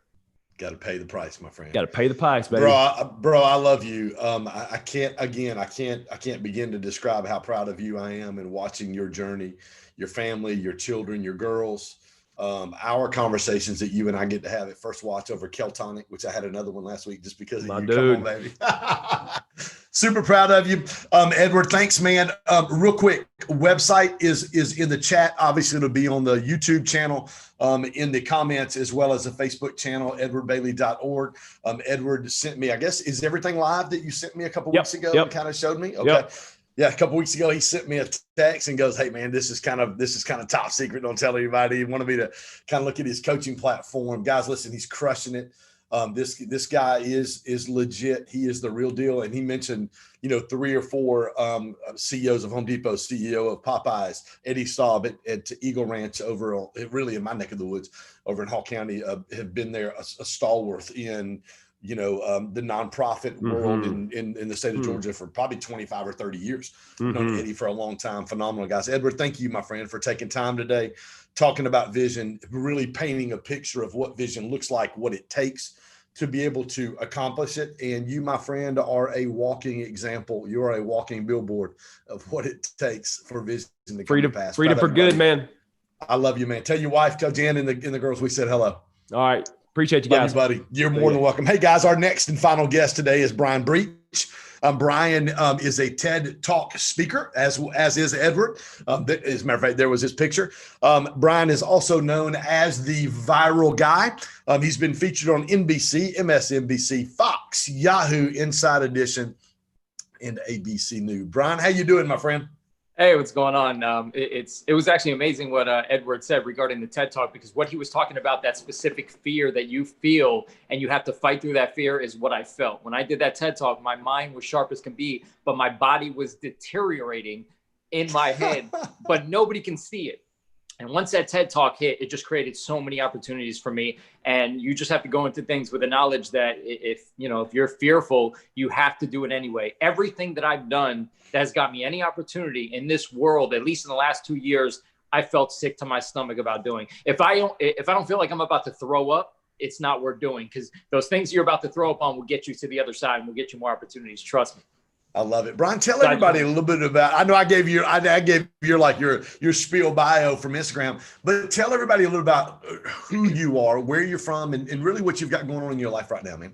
Yeah, absolutely. I'll try to give you the long story short. So, as of now, I'm, a recent TEDx speaker, content creator, entrepreneur, entertainer.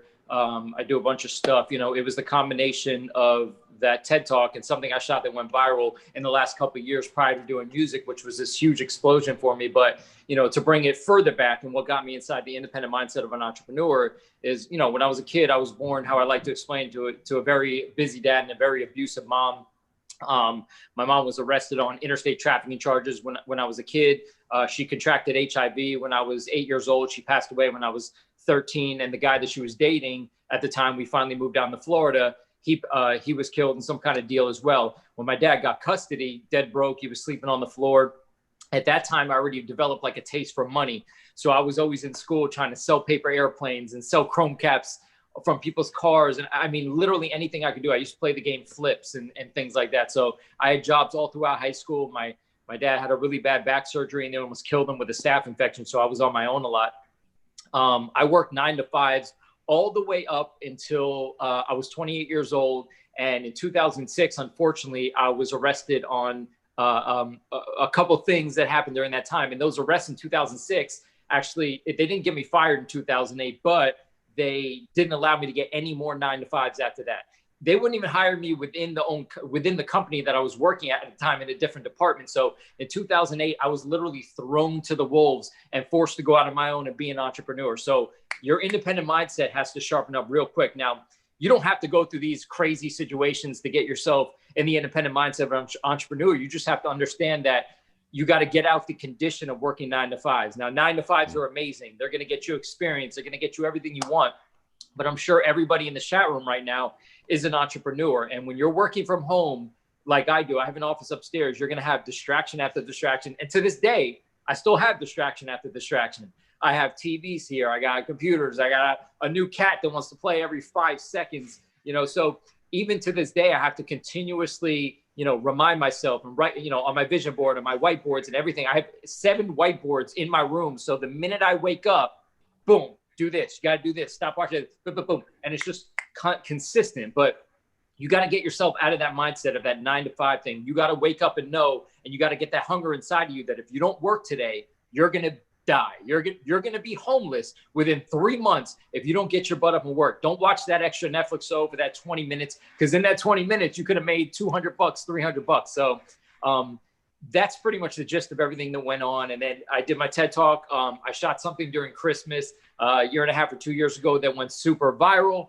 And when it went viral, the combination of those two got me all these opportunities. I was on every news channel. I was invited on every podcast, TV shows. And now I'm working on my own TV show called America's Gone Viral that I was before the pandemic killed us. And I just became the social media director for the movie studio, which is a publicly traded company, which is shooting movies. They just created an app where actors and actresses can submit their videos to be in the movies that they're shooting. So got a couple things going on right now. That is the very, very long story short. Hey, talk to me about the independent mindset. I love that. I love that terminology, Brian. I love, obviously, your story. Love following you, seeing what it's been going on in your life. Talk to me about. So you said that you talk about the 9 to 5. I've got a good friend of mine, Carlos Reyes, who's one of the top home flippers in America. Carlos says you don't work 9 to 5. You work from 5 to 9 until you work from 9 to 5. Then you work from 5 to 9 until your 5 to 9 can pay for your 9 to 5. Yeah, basically. But talk about that independent mindset and how that's helped you get where you are today. It's given me everything. Listen, even if you're from a rich family, it doesn't matter. I respect it. If you're from the richest family on earth, I respect you if you're hustling, trying to make your own thing.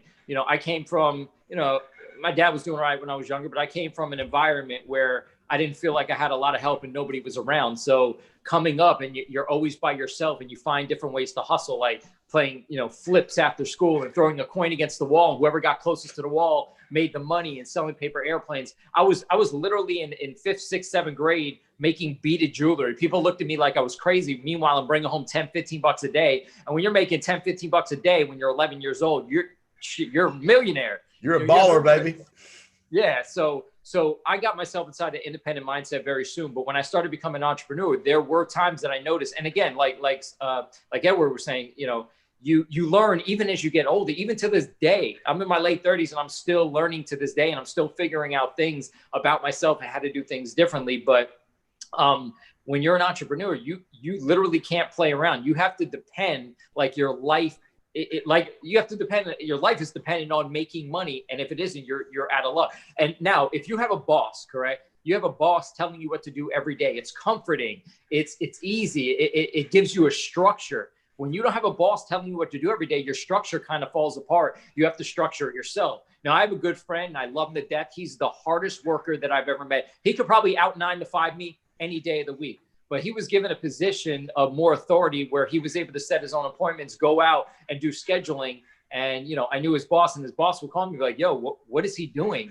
Like he's not doing it. I'm not hearing from him for hours at a time. So he was so in this structured mindset where when he got home and got in front of his TV and his bed was in the other room and he was just chilling, he's missing appointments, he's missing phone calls. And he actually, unfortunately, got demoted. Now, I don't like to say his name or telling this story, but unfortunately, not everybody can jump in that independent mindset. But how to do it really is you have to set reminders, because even me, sometimes I forget why I started in the first place. My motivation at the beginning, if I'm fighting for a year to get my business off the ground, my motivation, my nephew, or I need that new car, or I want to help all my friends around me.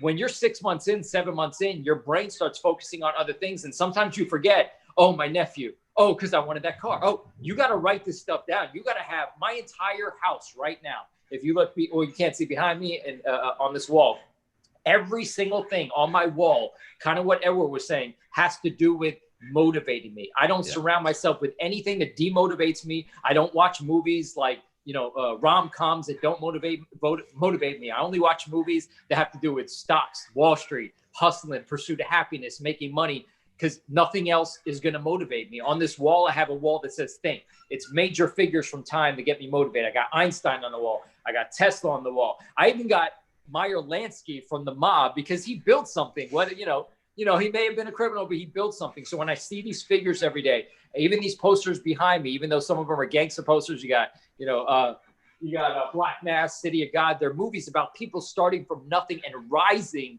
to the zenith of their field, whether it's a bad field or not. And these are the markers in my everyday life that motivate me, including the 7 whiteboards I have on my wall in my bedroom from the minute I open my eyes. So the independent mindset is extremely important. Yeah. You talked about setting reminders. Talk to me about relationships and mentors in your life, Brian, and how that was important and helped you develop that independent mindset. Like, who were some of the mentors you had? Some of the people that spoke into your life that helped you kind of have those aha moments. Right. Absolutely. Well, first I like to start saying this, like when I talk to people about this stuff, I don't like to come across like, yeah, I know this and I know that. I started off making dramatic mistakes. And the mistakes that I used to make, remember when MySpace was born?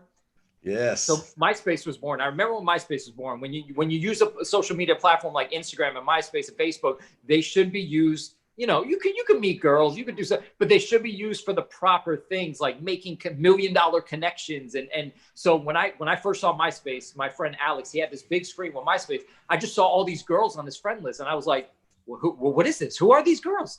And he's like, they're just people on my friends list. I was like, are you dating? Are you hollering at all these girls? He's like, what are you talking about? So when I got on MySpace, that was like my first reaction. Like, there's so many pretty girls. Let me message them. And years went by and I started realizing, what am I doing? Like, yeah, don't get me wrong. Girls are entrepreneurs, amazing entrepreneurs, but reach out to them for that reason. I'm reaching out to girls because let's hang out, let's date. And I started noticing I'm doing the wrong things. And then it took me a little bit of time to notice that you can use social media platforms for the right reasons, for mentorship, for reaching out to people. Now, it's important to have a mentor in your life, but it's also important to be a mentor, because when you're teaching people, it's weird. When you're teaching people, you actually learn more. What I noticed when I'm teaching my nephew, I have to start listening to what I'm telling him and actually have to apply it, or I'm a hypocrite. So I'm teaching my nephew all this stuff, and I realize I better do exactly what the hell I'm telling this guy. And it holds me to a standard when I have a mentor. Now, one of the people that helped me, growing up, and it's funny because we're pretty much the same age. My boy Lex One, he was always ahead of his time. He had a platinum record in the UK, and he was just always doing things that were dramatically ahead of what everyone else was doing. And he always kept me on my P's and Q's. And the one thing he always told me, and he always pushed me to do, every time I would start leaning on him a little more, like, hey, we had a printing business together. I used to be, hey, what are the margins on this? Or what am I supposed to charge that? He would literally say, shut the fuck up and Google it. And I used to hate him for it. It used to piss me off. But what I realized what he was doing, he was starting to almost in a sense train me to do it on my own. Because when you start doing it on your own, you stop being reliant on other people. So I stopped relying on him more, and I started figuring out things for myself. It might have pissed me off back then. I'm like, but you're right there in the office. You know the answer. Just tell me the answer. But you know what? By getting the answer easily on the next time when he's not around, it's going to make it harder for me. So he kind of trained me in a sense to do things on my own. And that's what I do now. And even to this day, I have something I need to do, like get stock advice or figure out how to trade on a certain platform, whatever it is I'm learning. Instead of reaching out to people, which is my first inclination, the first thing I do is go to Google and go to YouTube and find a tutorial and do it on my own, so I don't have to bug somebody about it and be an inconvenience to somebody. So, and trying to figure it out on your own. Yep. I love that. I love that you talked about not just having mentors, but being a mentor. Yeah. And it's not just what you're telling the individual that you're mentoring to do, but one of the things that I love, I spent 25 years, I spent half of it pastoring churches. And I tell people all the time that when people ask you a question, so when your nephew or somebody else that you're mentoring asks you a question, it drives you to seek out more information. So you're going to seek more information. So then in turn, you can take that information and be able to help them some more. Great point. And I get a lot of DMs always asking for questions. I'm not necessarily a mentor, but I love helping people. So I get questions all the time. So I love answering questions and I love helping people. So because of that and what you just said, I'm always learning more. Like, I never think I'm done learning, and I can't stand people that are like, I know more than him. Like Edward was saying, you can learn from homeless people. I've had conversations with homeless people who actually had amazing lives, who blew me out the water with success until they hit a losing streak, unfortunately. Right. You learn from these things. You learn from experiences. You learn from people failing so you don't fail. So I get as much information as I can, so I have it in my brain ready to go when someone sends me a DM and I just want to help somebody out. So that's a good point. I love it, Brian. Brian, what's the best way for people to connect with you? Obviously, we've got it here in the chat room and in YouTube and on Facebook Live. What's the best way for people to connect with you? And tell everybody what you've got, what's coming down the pipeline for you, man. Right. I would say the best way to connect with you at 2020 is MySpace. No, just kidding. You can find me on Instagram, Brian Breach, BREACH. A couple things I got coming up. Like I said, I was just hired to be the social media director for the movie studio. They shot their new movie, Cause and Effect, yesterday. I was there doing the behind the scenes. I'm running all their platforms right now. When things start to ease up through the movie studio, at the moment, I'm going to shoot my show, America's Gone Viral, which is the first reality show where it's going to give you viral challenges with different up and coming new content creators. Other than that, I am literally just grinding away. I started working with a marketing company, which can help you get PR. So I have my hands in so many pots at the moment that I'm just trying to create multiple streams of income so I can keep rising up that ladder, baby. I love it. Brian, thank you for taking time with us today, my friend. I'm super grateful for you. Glad you and I got to connect. I need to get you scheduled just for our podcast so we can get about 30 minutes to just kind of talk and let's do it. Kind of chop it up, my friend. Hey guys, listen, thank you for being a part of our Growth Stack Drive Virtual Summit today. I cannot wait to unveil the lineup for September. We've got another killer lineup. And if you guys, if today at lunchtime was something that was good for you guys, obviously we had some guys from across the pond, friends of mine, Spencer Lodge, my good friend, Matt Soltis, the upgraded investor.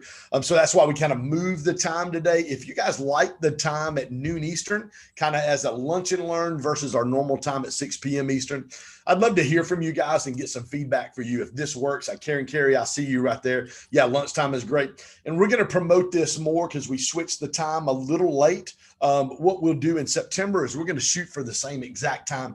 We'll be able to promote this a little better to businesses to have a lunch and learn. It's a phenomenal opportunity for you to be able to hear from 6 to 8 entrepreneurs, business people from all spaces and fields who are literally crushing it in their area. And again, my name is Ken Johnson. I'm your host at the Growth Stack Drive podcast and the Virtual Summit. I want to say thank you for joining us this month. To our audience, thank you for being a part. You can go to our YouTube channel. It's in the link is there in the chat. Subscribe. We're dropping podcasts about 3 to 5 a week. Phenomenal. If you did not get a chance to check out the interview that I did, I mentioned it earlier with Spencer Lodge. I did that a couple months ago. It's on our YouTube channel, as well as the one I just did with Brad Lee. And I believe we just booked Ed Milet, who will be on with us here in the next couple of weeks as well. It's going to be a phenomenal time. Thank you again for being a part. You guys have an amazing Tuesday. Also, tomorrow night, our GSD code bonus session is at 8 p.m. Eastern time. You can sign up. I'm going to put a free link for you to sign up there. You can sign up free. See you tomorrow night at 8 p.m. Eastern, or right back here on our Zoom call. Thanks.